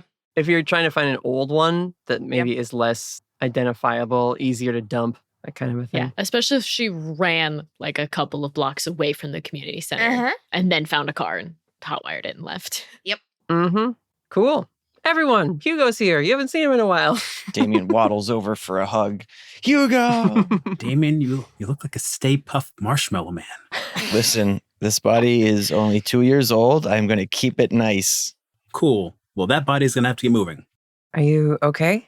I gave her 30 seconds, and that's already well and gone by now, so we probably should get moving. You let her have a head start. Raven's just like already putting her helmet back on. Your generosity astounds me, Hugo. Get in the sidecar. All staff is like, what's the play here? Are you just going to pursue? Should I let headquarters know that you're about to engage in a traffic chase? Hell yeah. Folks, do we want to... Narratively, do we want to engage in a traffic chase? I was thinking of just taking our sweet time. Yeah, I want to follow her, but not all of us loudly, quickly together. Yeah. You had talked last night with Hugo about like getting together to like come up with a plan for things. And now that you don't have Val in the center, it might make sense to pause and like, Yeah, we've still got her location. Right. oh yeah, it's still pinging her. It's just she's not, she's moving away at speed of vehicle now. So Yeah. Whitaker is looking at his phone and he looks back at Allstaff. Says, "Nah, hold off on it. I don't think she's going anywhere dangerous. I want to see what she does." as far as I know, this thing's been going since Gimma realized. So I don't know if we have their specific location history. We can look that up. Maybe Devon has access to those files. I'll get them tracking it as soon as possible at the very least. All right, sounds good. Perhaps you will have better luck asking Miss Singh about the Artifice things going on in this town. But I am going to take Darkheather back to debrief and get back to our normal assignments. See you around, Agent Allstaff. Take care, everyone. And he and Susie will take a walk. I suppose they also had a vehicle. They drive off in a nondescript black car. That makes more sense. Yeah. Yeah, until we get a sponsored, and then it can be a very descript car. I feel like he drives like a black station wagon. Oh my god. That feels like Lincoln's kind of car. Yeah. It's weird that he doesn't drive a Lincoln. Hey! You guys are together. What do you want to do? You all want to talk here, or do you want to go somewhere with less of a... Whitaker's looking over at the crowd. Silently, not a peep, just very stoically upset looking, holding signs. Gonna give him a wave just because. Yeah, of course. We all turn and wave. Smile and wave, boys. Just smile and wave. Whitaker doesn't. He's a government agent. He doesn't interact with this shit. Yeah, I mean, that's a supernatural incursion, I suppose, technically. Raven turns and waves. Well, if we're not in as much of a rush as I thought we'd be, want to grab some food? Well, actually, Hugo, very quickly. Did it seem like she was going somewhere to hurt someone? Follow me. And Hugo's going to take Whitaker and Raven and Damien and Aiden over to a circular water fountain structure that's outside of the facility. Can I do another use magic? Yeah. This time, specifically to observe. Yep, doing that thing. Mm-hmm. I see you. No, he sees you. 10. Nice. Ooh. Can you describe the way this magic appears in the pond, or what happens here? So, similar to what had happened a while back on the beach, he is going to cause the surface of the water to freeze over. Mm-hmm. And then as he clears off some extra frost from it, we get a nice looking glass view of what do they see? Ooh, it's a view from the rear view mirror of the car that Val stole. Oh, that's super That's cool. good. That's really good. Yeah. Keeping in theme of it shows mirrors. Yeah. Yeah. What's going on in the car? It's a lot of her checking the rearview mirror up above, checking the rearview mirror to the left side, making sure nobody's following her. I think eventually you see her pull over, get out of the car. She parks the car in a non-metered spot and just parks it, leaves the car behind, walks a few blocks away. I think you can kind of catch a glimpse of her walking into a storefront. I don't know if you'd be able to see the details of said storefront. So I'm pretty sure that she doesn't intend to harm anyone.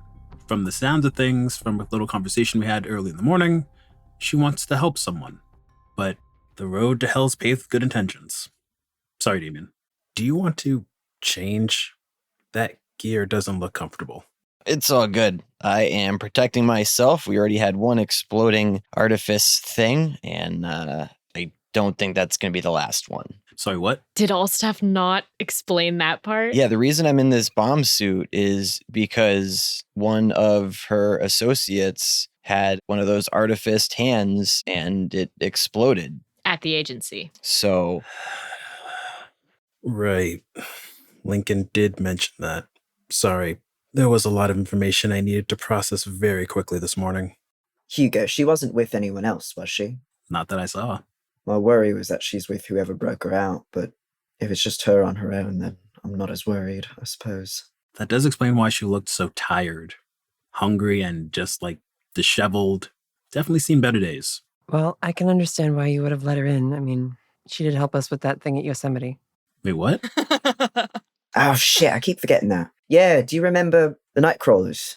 The what are the boys called? The little legs. Was it Nightcrawlers? Fresno Nightcrawlers? Technically, that's what they're called, like, in our world. In the world of the story, I don't think we ever gave them a name. They were just like the defenders of that particular woods.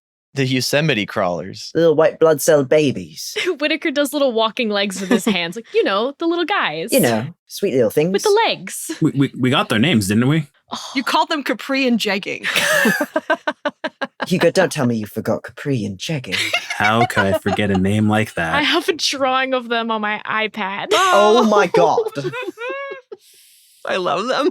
I thought I had their names too, but I didn't add it to the drawing. Do you want me to remind you what their names were? Mimu and Rear. Yep. I remember because I have brain rot over that episode. And to be clear, she is not Capri, nor is she Jegging. She is, in fact, the other person we met there with the book. One who is bad at magic. She's the one that we let take the... Mm-hmm. Did she have the book with her? If she did, I didn't see it. Actually, that's a good question. Natalie, do we still have the book in evidence? No, she has it. I described when she escaped how she retrieved the book from the evidence locker. Oh, that's right. That's She right, just that's didn't right. take it with her. I didn't want to mechanically punish Mel while her character is running around as a fugitive. But you know what? That entirely explains the sass. Yep. I don't know if anything can fully explain the sass. It took us a little to recognize her too, though. It's not obvious. Yeah. Well, we can't let her run free forever. But we should see where she goes. Right. Oh, don't worry. She's not free. Oh yeah, no one's free under the surveillance state. We say over the scrying pool. As members of the surveillance state. Well, I meant she's a victim of her own consequences and stuff, but yeah, sure. God, what information do we want to reveal to Hugo now? All of it? No secrets. Might as well. He's involved. We give Hugo the rundown. Yeah, Lincoln also offhandedly already mentioned that the, artifice is hurting people and, Mm-hmm. Do you know if Dr. Singh is available for comment? Kim is good at what he does, but Singh's work seems a lot more like what we were dealing with in the field. Whitaker, let me stop you right there. Because I already had to stop Susie from taking that line of questioning too far with Rhea and Zuri this morning. The magical community is coming together, but it doesn't mean everyone knows everyone. Well, I didn't mean it like that. I just figured that... Right, no. Sorry, Hugo. I wasn't thinking. God, if Dark Heather or Allstaff were giving you shit this morning, I can have them written up. They really should have just sent us. Rhea might be willing to talk to you guys about some stuff, but honestly, after the interaction this morning, I don't think she's in a mood. That's fine. While it would be nice to have some more contextual information about the Artifice, frankly, that doesn't really mean much now that we have a tracker on one of them. Fairly important one, too. Important enough to get broken out, at least. I mean, she was important enough to sacrifice someone else. She definitely seems important to who we're assuming their leader is. So that's something. Wait a second. What does her boss do? Well, as far as we know, this boss lady is stealing people's energy through her artifice augmentations to people, seemingly taking advantage of them. Okay. She's kind of got evil mastermind vibes. Yeah, very cult-like. Yeah, very culty.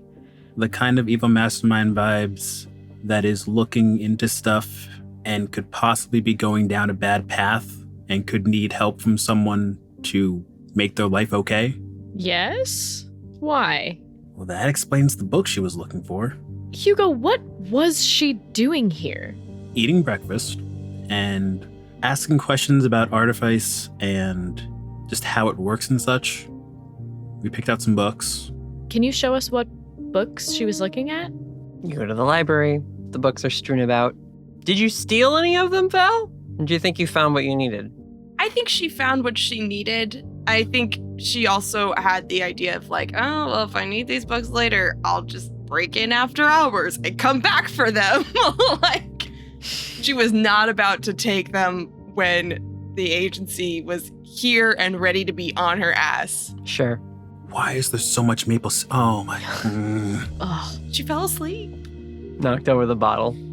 Glug, glug, glug, glug, glug, glug. This seems like fairly basic stuff. Isn't it kind of weird that someone who's so important to the leader doesn't seem to know that much about artificing? Or does that make more sense that they're in the dark? If she's not telling them anything, there's a way to keep control over them all.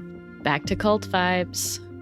But yeah, I feel like we're doing agency stuff. We're taking notes on the books that Val was reading. And again, it's all very basic, rudimentary stuff. And it does imply that, like, Val had no understanding of how any of it worked.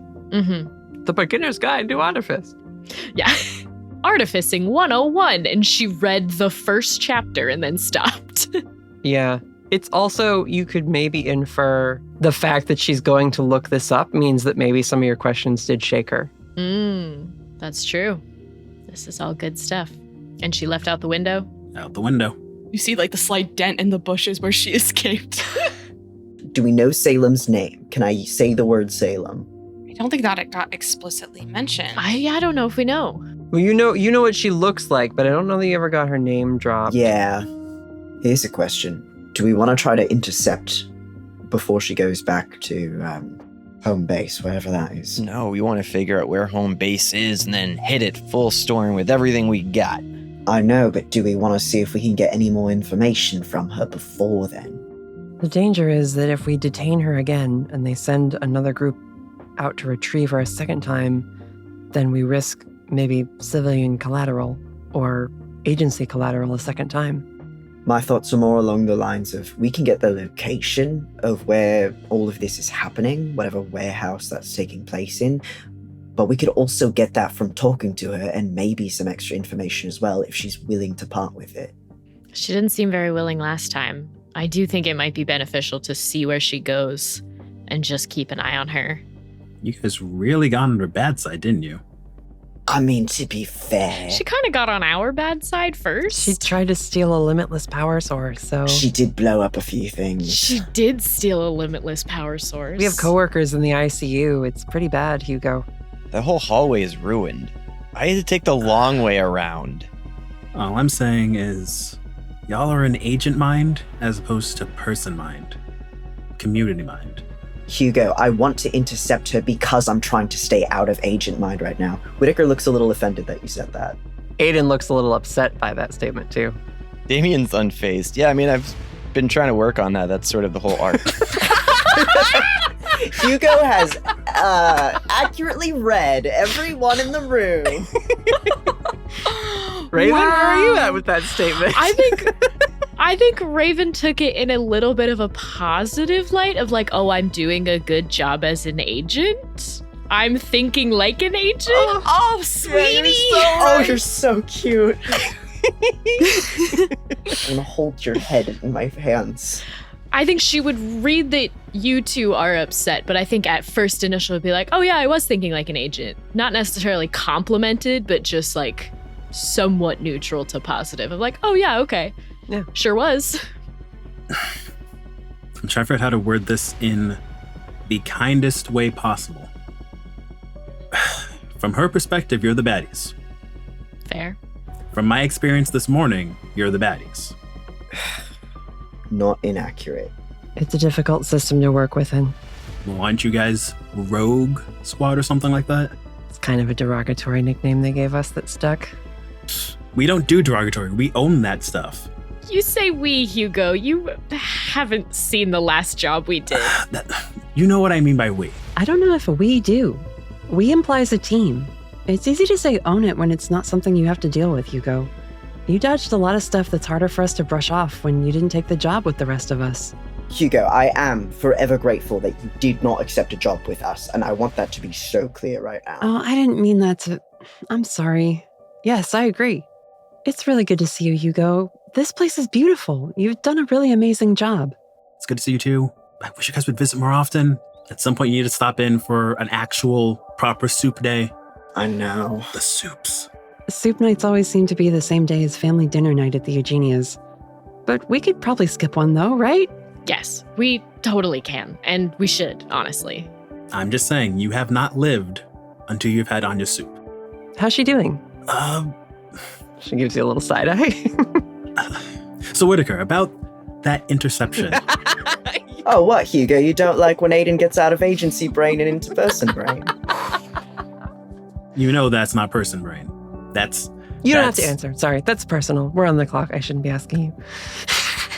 So Whitaker, about that interception. Hugo, I see where you're coming from. You had a chance to actually talk to her outside of interrogation rooms. What does she need right now? As silly as this is going to sound, help. I'm not sure in what form, I'm not sure with what thing, but help. It's like someone who knows that artifice stuff and isn't trying to steal things. Maybe. You do have a point. We keep talking about how there's cult vibes, but it is possible that she is another one of the victims here, even though she's so close to the boss. I'm saying is you don't fall asleep sitting at a table trying to read through books for no reason. Is victim blaming one of those things that we want to try to encourage or discourage? I get like flip-flopped on that. Damien, I swear to God. Actually, Damien, you spent the majority of your life serving someone against your will. Yeah, it sucked and I'm so much better off not doing that anymore. So you want us to do the same for her? Potentially for everyone in that gang. It's generally not just one person brainwashed in a cult. If those limbs are siphoning off their life energy, they're clearly not there by choice anymore. Even if they wanted to get out, they couldn't. Yeah, you're right. They should go back to stealing for themselves, not because someone tells them to. I'm on board. Close enough. We'll workshop it. Baby steps. Yes. Now you're all thinking with community mind. Good. I still think we keep an eye on her for a little bit longer, but maybe we can intercept soon and less aggressively than we originally planned. Maybe we can try to talk to her.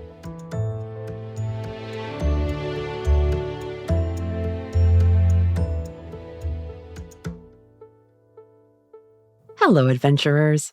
Thanks for tuning in to another episode of the Storyteller Squad. We've got a few announcements to get you through, so hang tight. We'll head back to the story soon. Our promo swap this week is with our friends from Shrimp and Crits. You'll probably recognize their cast member Katie as the new voice of Vivian. Thanks for bringing our favorite Bat Squatch mom to life, Katie. Their second season is coming out soon with a brand new campaign. And they've started streaming TTRPG games on Twitch with some new cast members, Jess Sparks and Dre Silvertooth. I've even seen Ian playing some Stardew Valley over there once or twice. The vibes are wonderful. Twitch.tv/shrimpandcritspod. Let's check out their new promo. When you listen to Shrimp and Crits, you are getting TTRPG stories steeped in Southern charm. Do you have somewhere to go, family? Fear. His eyes roll open, looking at you, and is saying, "Your fault! Your fault!" Big laughs. Ah, it's me, the hot dogler. Hot dog. Romance. I have a follow-up question. Can I kiss you? I think Sarah would just pull her in. And of course, dice rolls. Holy shit, that's an 11 on the dice plus 1. It's a 12. Yes. Oh. Yes. What is it? Yes.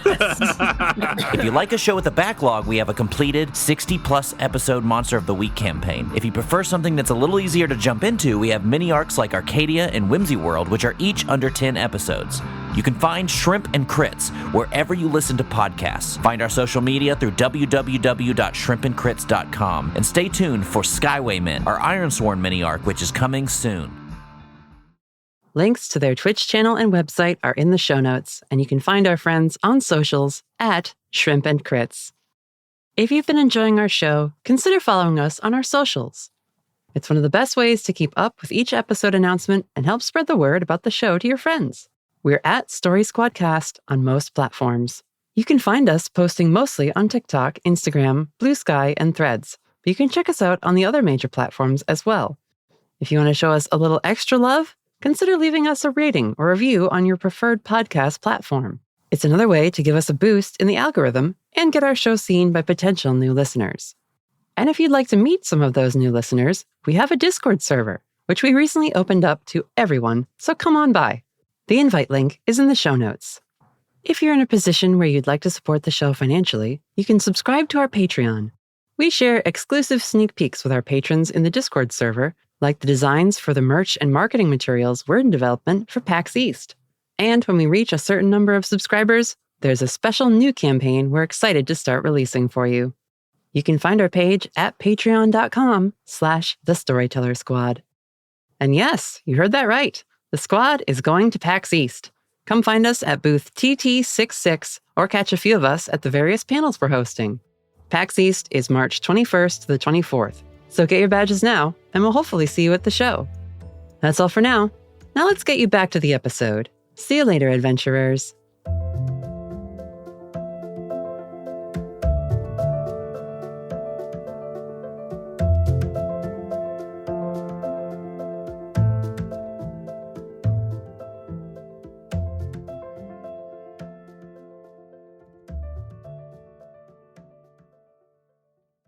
Valentine, where are you headed?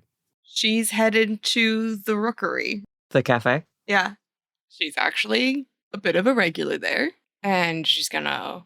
There's tables around, correct? There are tables, there are booths. It's a 2-floored building. The Rookery, for the listeners, is a cafe, bar, bistro place. You can get food, drinks, and caffeine there. It's got a very, English tavern feel to it. Everything is nice wood grains and leathers, and there's some antlers above the bar in a couple places. And the atmosphere is just very chill cafe energy. This is a place where Anya has a job. She doesn't work there all the time, but when she picks up shifts, it's here at this place because it is owned by a satyr and a minotaur. In terms of layout wise, I feel like she has a usual table, right? Or booth, and it's placed near an emergency exit that is not the front door. It's that extra sense of security. Yeah. I'm thinking maybe second floor near a window that attaches to a fire escape. Yes, exactly what I was thinking. Yeah. And she's just sitting there. She's just chilling. I think she's got a bit of a headache. If there's a window next to her booth, she is pressing her head a little bit into the cool glass and just taking a second to breathe because I don't know, what day of the week is it? Is it super busy here? Is it quiet here? It's past the breakfast rush, not quite the lunch rush. So yeah, there's activity. There's people who have come here and they're going to spend probably most of the early part of the day here. It's bustling, but it's not crowded or loud or noisy. Right, it's not cramped. A server comes over and they say, "Oh, you're looking chipper, more than normal, Ari." Jules, good to see you. Can I get a coffee, please? It's been a long night. I was up late working. Again. You gotta take better care of yourself. I'll be right back. She just rolls her eyes. Do you want to describe Jules? Ooh, Jules is, I believe she's in her late teens. I want to say around 16-ish. She has tousled light brown hair, a smattering of freckles across her face, and grayish eyes. She's human, just a very chipper and happy-go-lucky teenager who's been working at the Rookery for a while and is a favorite waitress's of Val's when she comes to the Rookery. I like it. So Jules will head downstairs, put in an order for your usual coffee. She knows your order at this point, which is why she didn't ask for details. But yeah, that's why she only just said, "Can I get a coffee?" So bring one back to you and set it down. You think you're going to be ordering anything to eat this time, or just the usual caffeination and that's it? Give me a few minutes to think about it, would you? I'm still waking up. I'll see you in an hour. Okay. She knows when you say a few minutes, you mean leave me alone. God, I love this kid. Oh, God. We cut back to the rest of you, and you see after talking with Hugo, looking at the books, etc., that Val has stopped moving. She's just locked in a position somewhere, just ping, ping, ping, stationary again. And probably you would recognize it, because you all know the Rookery quite well as well. No way. Really? It's like she knows these places already. Shit, I love that place. They are good places. That's... Ooh. Well, do we want to get some food? I'll have to change. Yeah. Oh, wait a second. Quick question. You guys said that artifice stuff has a chance of exploding, right? Yeah, something about they sent in one to trigger another sort of situation. Yeah, I'm nervous about her being at this place. If we're gonna go, I think we should go soon just to keep an eye on it. Yeah, I prefer that. Is Anya working right now? Let me check her schedule real quick. If we can leave the bikes here, I can cut down our travel time. Yeah, you can leave the bikes outside. Someone at the front desk will keep an eye on them. Aiden will hold out her hands to everyone. Oh, God. Does Whitaker not like teleporting? This is an established character trait of Whitaker's. I love that. Damien's gonna do the bridal carry because your arms are out like you're gonna hold hands, and he just sort of like leaps into your arms. God bless. Raven just reaches over and puts a hand on Aiden's like shoulder once all of that happens. The visual in my head is very Scooby-Doo. I'm not gonna lie, folks, appearing in a flash of golden light is gonna be way more conspicuous than the agency emblem. Oh, I was going to take us somewhere to change into something less agency attire. Oh, yeah. That makes more sense. Ugh. Fine. Hugo, do you want to come with us or just meet us at the rookery? I was gonna say I'll meet you guys there, but I haven't gotten to do that in a while. Yeah, let's. Aww. Come with us. All right, do a big wardrobe montage. Everyone get their fits out. What's everyone's plain clothes fit? You guys teleport out of the community center and into like just outside the agency locker room so you can go and get changed into your civvies. Smart. Yep. What's your undercover cop look? Ugh. Gross. Ugh. I feel gross for saying it. I mean, I suppose you are undercover. You are on mission. Yeah. Oh, wow. Also, not to be nitpicky, but would we have to teleport to like the front entrance? Isn't there a thing with the agency wards? Yeah. Unless we want to say that this like employee changing area is just outside of that. Alternative idea, teleport to fucking Whitaker's flat. He's got clothes for everyone. He keeps spares. Oh, yeah. I was thinking about that too, yeah. Just teleport to the flat. I originally thought you were going to have us go to Aiden and Raven's apartment, but not everyone would have clothes there. No, this is perfect. No, we definitely have to go to Whitaker's flat because it's the Team Haven. Yeah. Let's start that now. Yeah. Yeah. So, listeners, to catch you up, we evened everyone's levels out at the start of season 3, and I said if anyone had extra levels that we would put those towards a Team Haven, which we decided was Whitaker's apartment since he's already got a member of the team who has moved in, as well as their ally, Prithi Devon. And so... an honorary team member. Yeah, let me pull up the list of like features you guys have while you describe your undercover looks. That's a big ask, Natalie. To have this group describe outfits? Yeah. It's a big ask because then we have to think about it and craft the perfect outfit before we can talk about it. Sure. I already have an answer. I mean, Hugo, you're just in your clothes, right? Hugo didn't change clothes. Hugo's just waiting. Yeah. Done. Hugo just gets to be in his little button down or whatever the hell he wears on the day-to-day and just wait for everybody else. We do the fashion montage where people walk out like, and he's like, turn around, go back. But it's so fast. We have to be so quick about this. We are trying to get to the rookery soon. Because we have no idea that Val is like gonna chill there for a long time. We have no clue why she's there. You also think it might explode. So like, yeah, there's a sense of urgency. Yeah. I mean, I will say, right, like you guys are not shirking this, but the idea that it might explode, you could probably piece together that like that was intentionally so that she could escape. And there isn't really a reason for this gang to blow up a restaurant for no reason. So yeah, but we still don't trust her. It adds a layer of urgency, certainly. The anxiety is certainly there, but I wouldn't say that like this is you guys just like shirking the responsibility you are under to like go and change. We'll put it this way. If it was an active threat, we would not have bothered changing clothes. There you go. Yes. You were trying to be strategic with a slow investigation. There's anxiety, not domestic terrorism. Mm-hmm. There you go.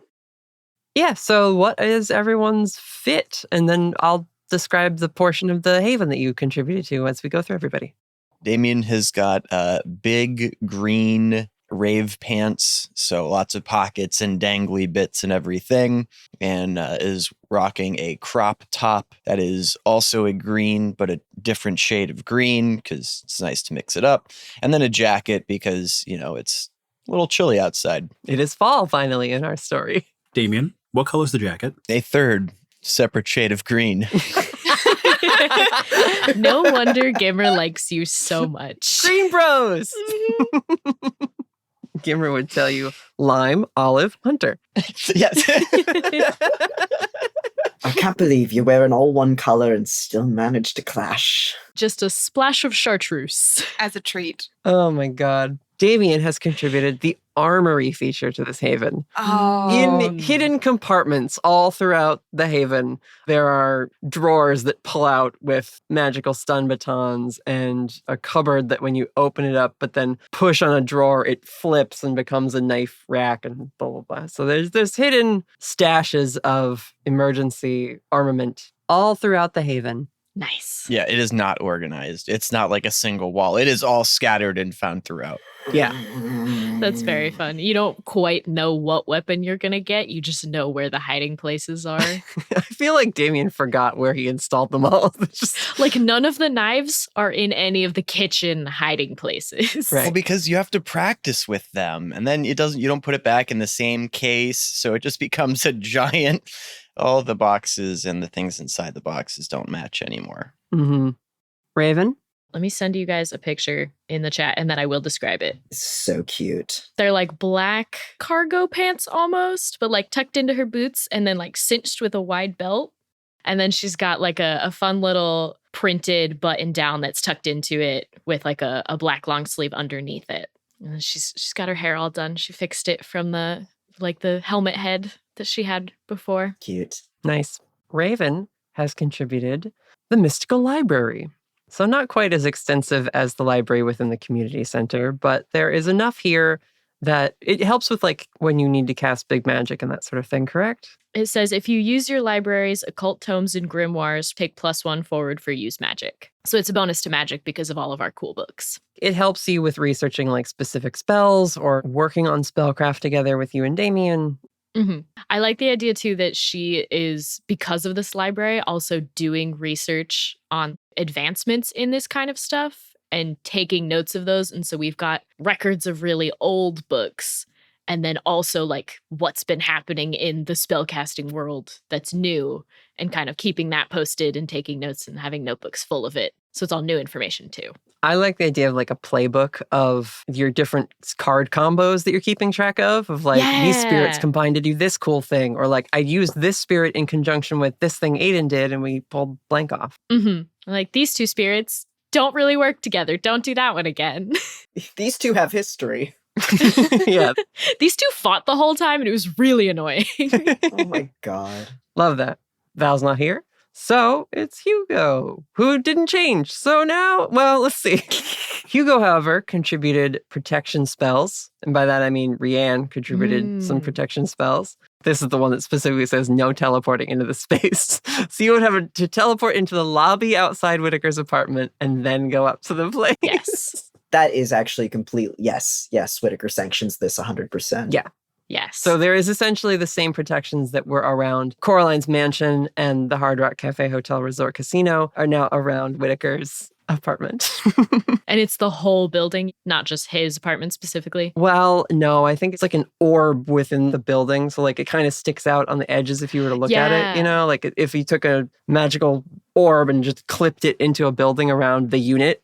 Yes. Cool. Because to do the whole building would be even more expensive. Yeah. And so doing like the unit alone was like pricey but doable. And it just happens to cover the same space as one person in that apartment whose teleportation deliveries are supposed to go to that exact spot and they never get them. Yeah, one of the neighbors can never get their deliveries in the right spot. They're always like one door down. Yeah. Whitaker, you're fit. And then I'll jump to Aiden. All right. Whitaker is disappointed in all of you. You're all conspicuous as fuck. Gray button-up, black jeans, and he's got one of his leather jackets that has like a hood to it, so he can cover up his fucked up ear and like very conspicuous gray man bun. Whitaker has contributed the workshop, which is sort of a shared workshop with Prithee, right? We decided? Yes, in exchange for Prithee building his new PC, Whitaker lets Prithee come in and build whatever the fuck they want. Amazing. It's like some robotics, some computer shit. Yep. Yeah. Specifically non-agency sanctioned gadgets for Whitaker and friends to use. Yes. I think Aiden has just a maroon running hoodie. It's got like tight forearm bit with like the thumb hole, and then just some like dark gray leggings and like a gray beanie. Whitaker nods approvingly. Yeah, she does a little like, I see you. I'm with you. I've had to blend in for centuries. Raven just looks down at her own outfit like, I thought I toned it down. I mean, the good news is it's Portland. Shit. Yeah. There's a lot less like straps and chains than there could have been. I almost wore a different pair of pants. Aiden will give you a kiss on the cheek, and she's just like, I love your looks. You look great. No thanks. And you guys would blend in great in New York City, but I'm blending into Portland. Let's go. all right, clasping hands again. You can all teleport a block away from the rookery, so you can like walk up slightly inconspicuously. So casually. And as we approach, we see outside, probably doing some cleanup gardening on like the flower window planters that are outside all the windows on the first floor of the rookery, is one of the owners of this establishment, a large minotaur, Tiberius Rook, or Big T. Someone you all know at this point, since you're regulars here. Big T is a Highland cow minotaur, so he has very fluffy hair. Highland cow. Yeah, big fluffy shock of hair hangs down and covers his eyes. But aside from that, he's got a big friendly cow muzzle and some fairly large horns. No one's ever seen this man's eyes. Yeah, only his wife. I love him. I'm obsessed. This is so funny because Whitaker did admit a massive desire to like pet a Highland cow in one of our little like road trip bonus episodes. So he feels inordinately soft around this guy for some reason. Yeah. And I mean, Big T is technically the security of this place, but he's just this like gentle, warm presence that like he never has to really threaten anyone. You just feel like you got to behave around him. He's got big dad energy, I guess, is the answer. You don't want him to be disappointed in you. Yeah. But so he's like cleaning out some leaves from the marigolds that are still blooming in these planters. They swap the plants out like for seasons, not just annually. Like they constantly are redoing the look of the exterior and interior of this place. But he sees you all approaching and flashes a big smile. He claps his work gloves together to knock some dirt off and then waves. Good morning, friends. Don't y'all look like fine things today? There's Big T. We're just a bunch of regulars looking for some regular meals. Coming for lunch then, are ya? Oh yeah, having a normal one. I'll let Astrid know you're here. You see pops open a window and calls inside. Starlight, 5 top for a crack, darling. Best crack on. I was thinking Whitaker and maybe one or two of them might stay outside and just do small talk to like stagger their entrance a bit. Just chat with Big T. Oh, and of course to chat with Big T and see how he's doing. How's the family? How's the business? I'm so enamored with you, Big T. Oh, business is doing great. Good to see you, Whitaker. Just working on, the autumnal planters because we got to get things festive for October and everything. We're going to have a Halloween bash. Do you guys think you'll be able to make it? A Halloween bash? That's so precious. Yeah, I could see we could get a night off. Can Raven and Hugo like sneak by? Sneaking by, yeah. Yeah. Give him a friendly little wave, but like the two of them are going to try and get inside before he calls a table for the 5 of them. He says, oh yeah, we're going to have some family come down. I think we're going to do Wizard of Oz. So I'm sitting with that for a moment. It's very sweet. It's very precious. Just picturing it. Big T's going to be the scarecrow. I love him. Because he's fluffy. He looks like the straw. Protect Big T at all costs. His cousin, Big D. You might want to change that. No, I won't. Because his name is Dwayne the Moose Johnson. He's a moose minotaur from Canada. And he's going to come down and be the Tin Man. It's specifically the moniker for me, but anyway. Yeah, it would be. Well, man, you always got to let me know when Big D's in town.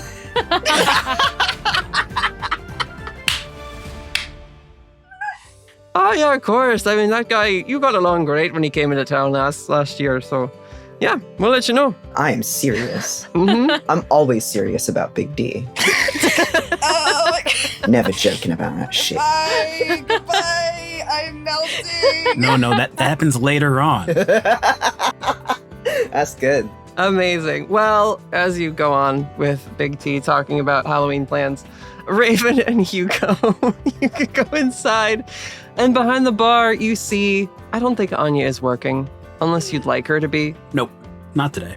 But for now, working the bar, aside from Jules, again, the server who's dealing with tables, is Astrid Rook, hence the Rookery. She is a Lonk sheep satyr, so she has very dark skin with like white areas similar to patches of vitiligo and fluffy white hair, which is done up in braids, but also allowed to like open up into these fro-like sections.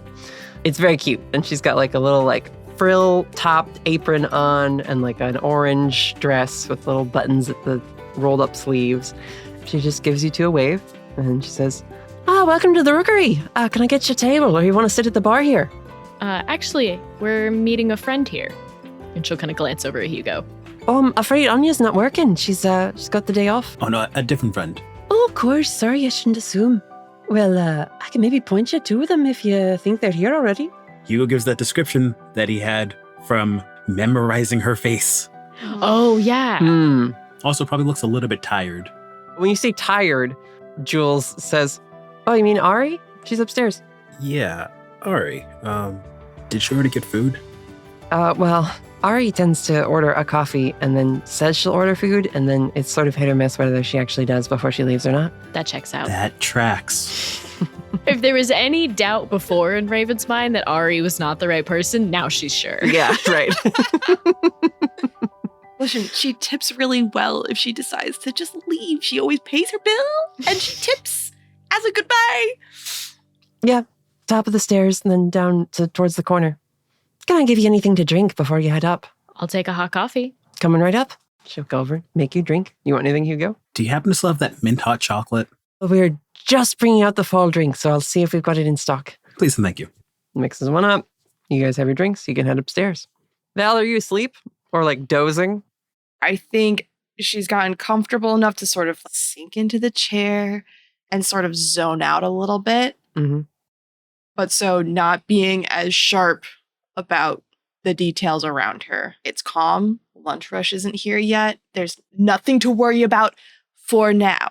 In 20 minutes, she can be back in alert mode. But she's taking a little bit of a brain break. But she'll sleep when she's back at her place. Yeah. So as you're in the midst of this zoned out brain break, Raven and Hugo, you walk up.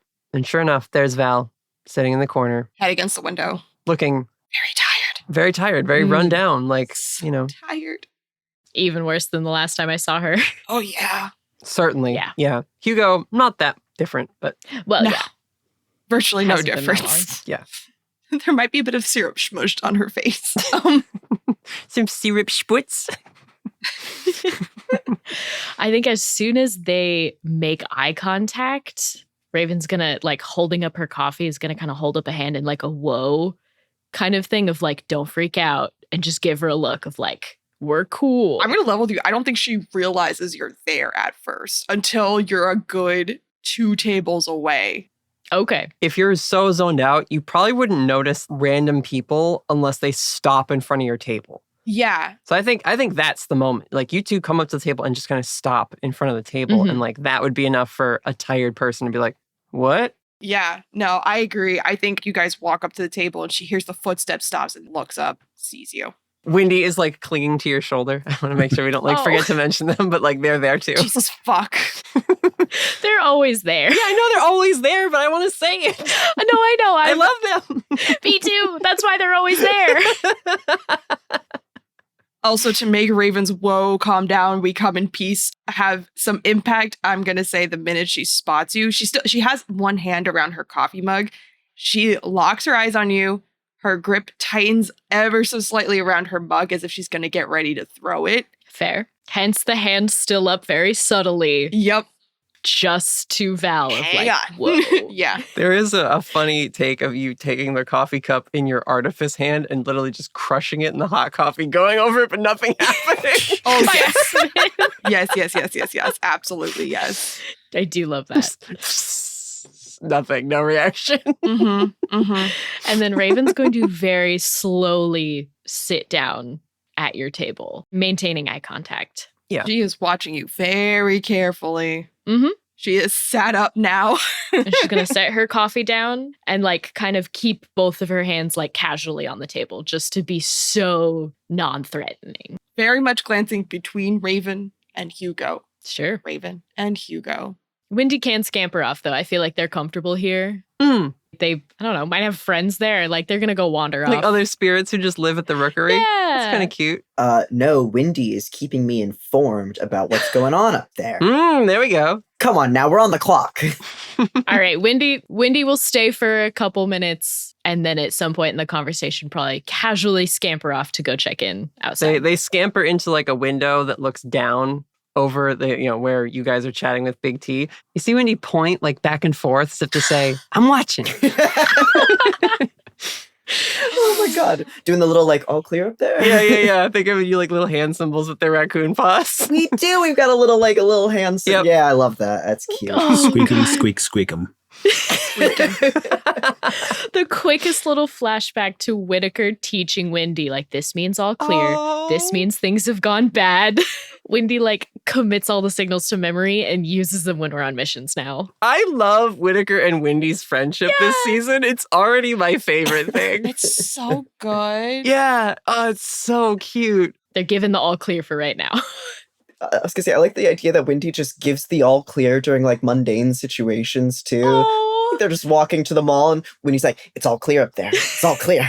I'm doing it. It's all just clear. like to reassure you. Yeah, I just love the idea of like one day just like sitting in the office at the age, and Windy just being there like with Raven and Whitaker being like, so you can understand me, right? They just like fully nod, like, yeah, since the start. Like, I've always understood all of you, everything you've ever said. I've been here the whole time.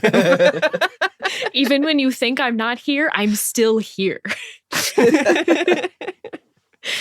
Windy gets more personality in this season. I love it. Love it. Yes. But yes, all clear signal out to Whitaker. There we go. So, how was your 30 seconds? About as peaceful as 30 seconds can be. Glad to hear it. You have really good taste. It's a good spot. We like this place. They have great soup. Raven will sip her coffee. Yep. They make really great coffee. And good breakfast when I have the opportunity. I can't tell if you're making a dig at my pancakes or not, so... No, your pancakes were fine. Okay. So, what's your deal? What's your deal? Are you stalking me? At this current moment, for the intents and purposes of people's safety, yes. You said that comment about safety, and I think she gives you a bit of an incredulous look and goes, listen, there's really nothing worth stealing here other than what's in the register. And even that, this is a mom and pop shop. That's lowball in my line of work. For what it's worth, theft is the least of my worries. I think canonically I can just establish Val wouldn't know how the explosion happened. Yep. Would not know at all. Also, I imagine she's pretty used to stuff like that. And so it makes sense that it's not like at the front of her mind is a big deal. Her girlfriend broke her out and that's all she knows. Yeah. Should I go into the details, Raven, or would you like to? No, by all means. You have people that care about you a lot, right? I don't think she gives an affirmative or a negative answer. I think she just sort of sits back a little bit more because so far this has been a very non-hostile conversation. Suppose everybody does. Do you know what they would do for you? Queen, that's called a setup. That question was already answered for you. Yeah. I think you do, just you flash back. I would have killed to get you back. I might have already. Back to the present. That question's still like ringing in the air around you. When Salem said she would kill for Val earlier today, I'm gonna be honest with you, Natalie, I don't think Val took it 100% seriously. I think she took it as more of like a figurative of speech, not a literal turn of phrase. You see her kind of pause and sit on that for a little bit. It's been a long night. Do you have something you actually want to ask me, or are you just here to play games?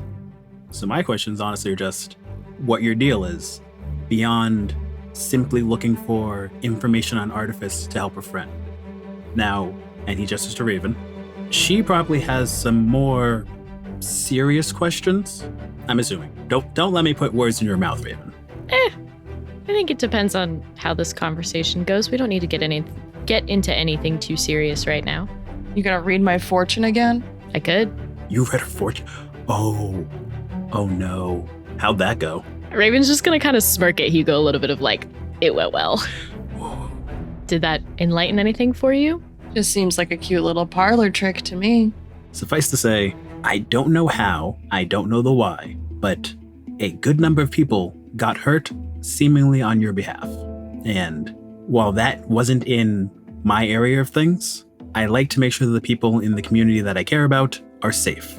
And we know that it wasn't you directly harming those people. Like, let's get that straight. We know that. But I'm trying to figure out how to ask her to give up these people without actually asking her to give them up. You probably have footage of the attack. Hugo's just describing how people got hurt for her sake. You could just be like, see? Straight up, someone died for her sake. Yeah. See if that causes just any reaction on her part. Or actually, did you already know that? As far as I'm aware, because I was just clarifying this with Natalie, I don't think she was aware that anybody died on her behalf. And it was one of Salem's people. Yeah. Like, girl, she kills her own. Mhm. Yeah. It's fucking brutal. Listen, some of my coworkers and friends were really badly injured because someone cares about you a lot. And someone else who's not one of our people died because of it. And we just want to know more about how to stop this from happening again. There's a sort of sudden sharpness and focus to her eyes when you say that somebody died. Her expression doesn't change, but I'm trying to figure out how to explain it. Like, she's focusing on, like, looking back and forth between the two of you, and then I think within that flow, it just kind of stops. Her gaze sharply turns to you, and she goes, "Who died?" Can Raven pull up footage from the person who was detained? I don't want her to show, like, a video or anything, but I want it to be, like, a still of them coming in, or, like, their mugshot or something. You have, like, the record of them, like, processing you. Yeah. When they were first brought in. She's just gonna, like, pull it up on her phone and turn around and say, "Did you know this person?" You see her shoulders kind of slump a little bit. That's Bennett. He was new. I brought him in.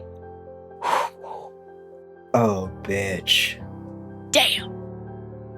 Raven's gonna take her phone back and genuinely look, like, saddened by this news and just say, "He was detained last night after you, and at some point in the middle of the night, his artifice arm exploded and triggered another explosion as well.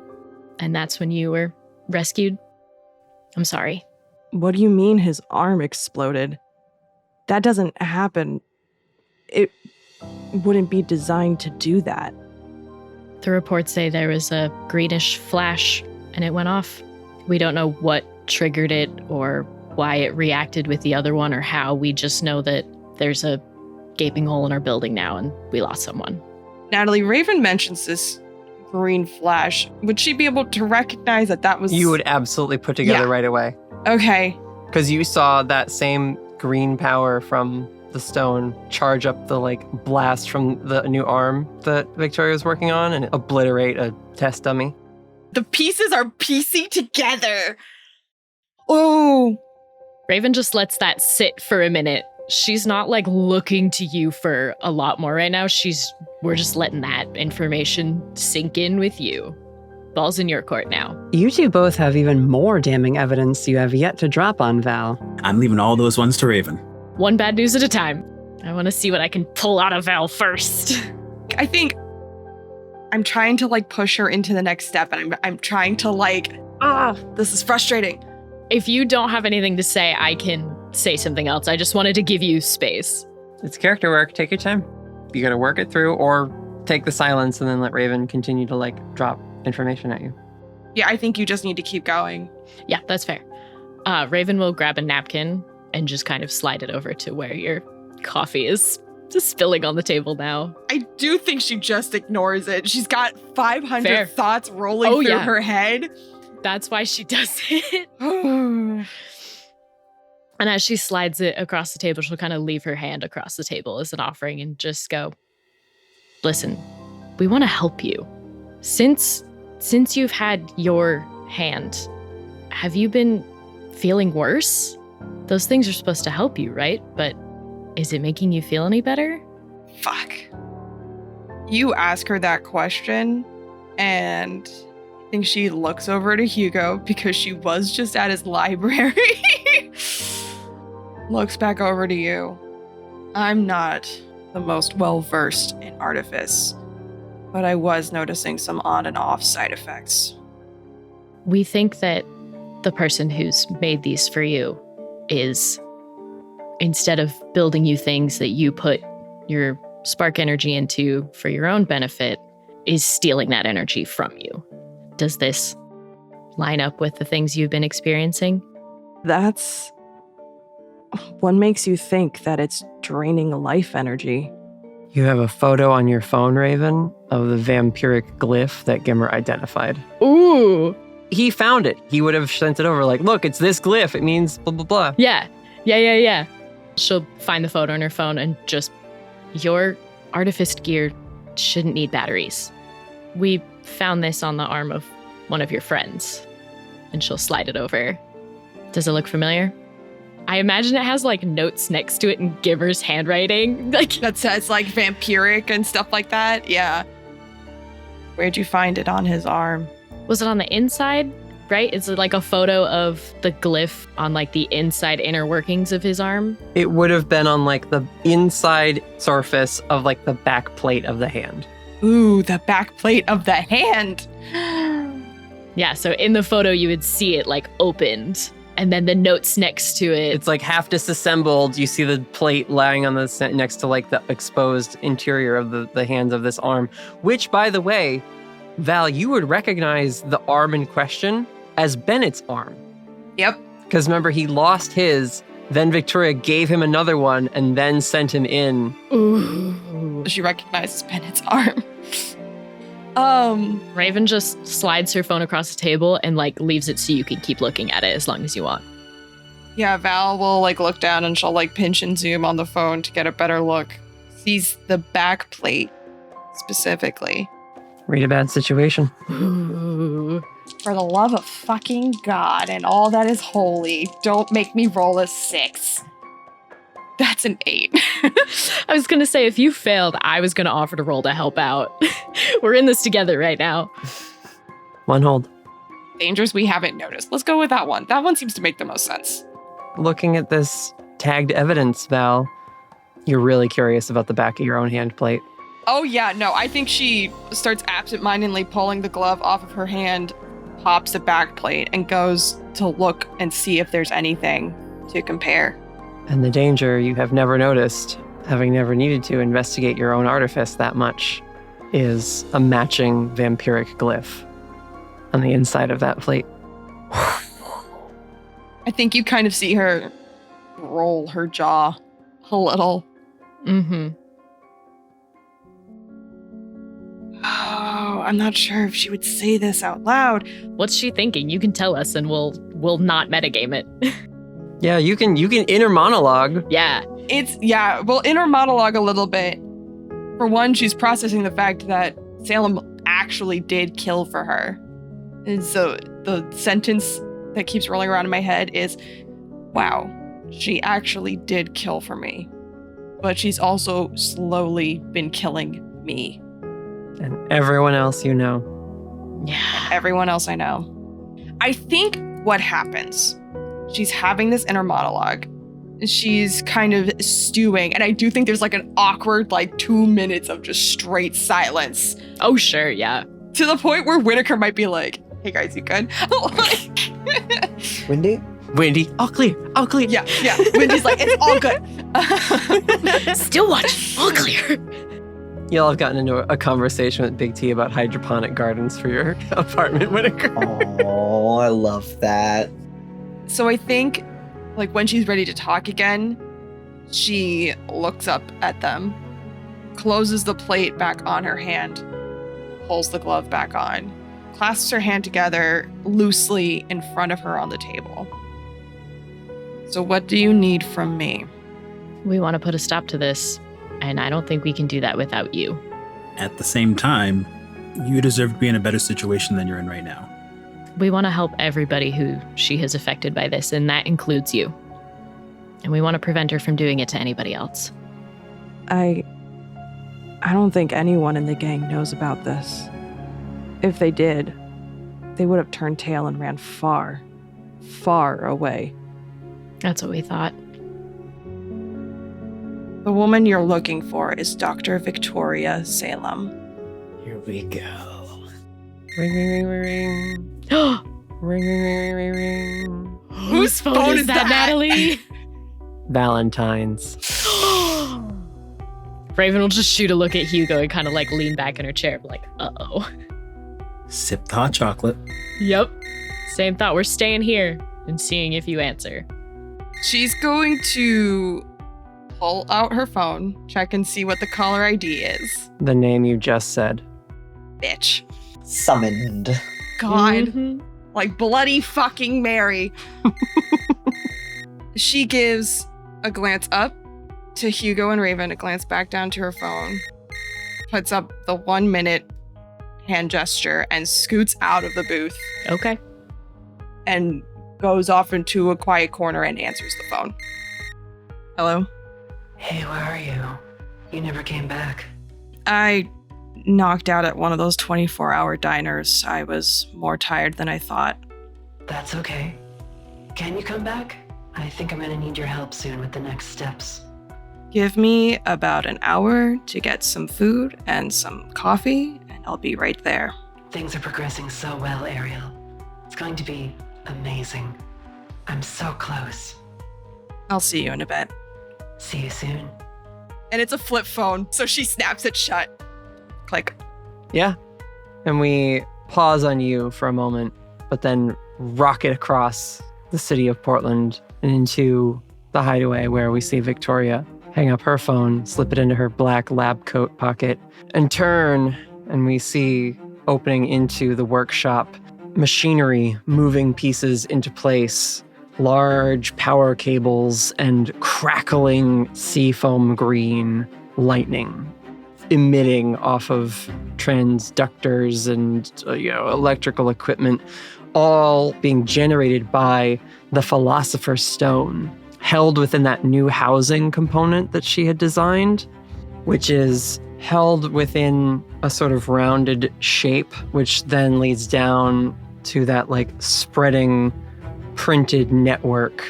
As the arm that she was building goes into place, we see an ankle connecting to a foot and a faceplate dropping down over where the Philosopher's Stone is.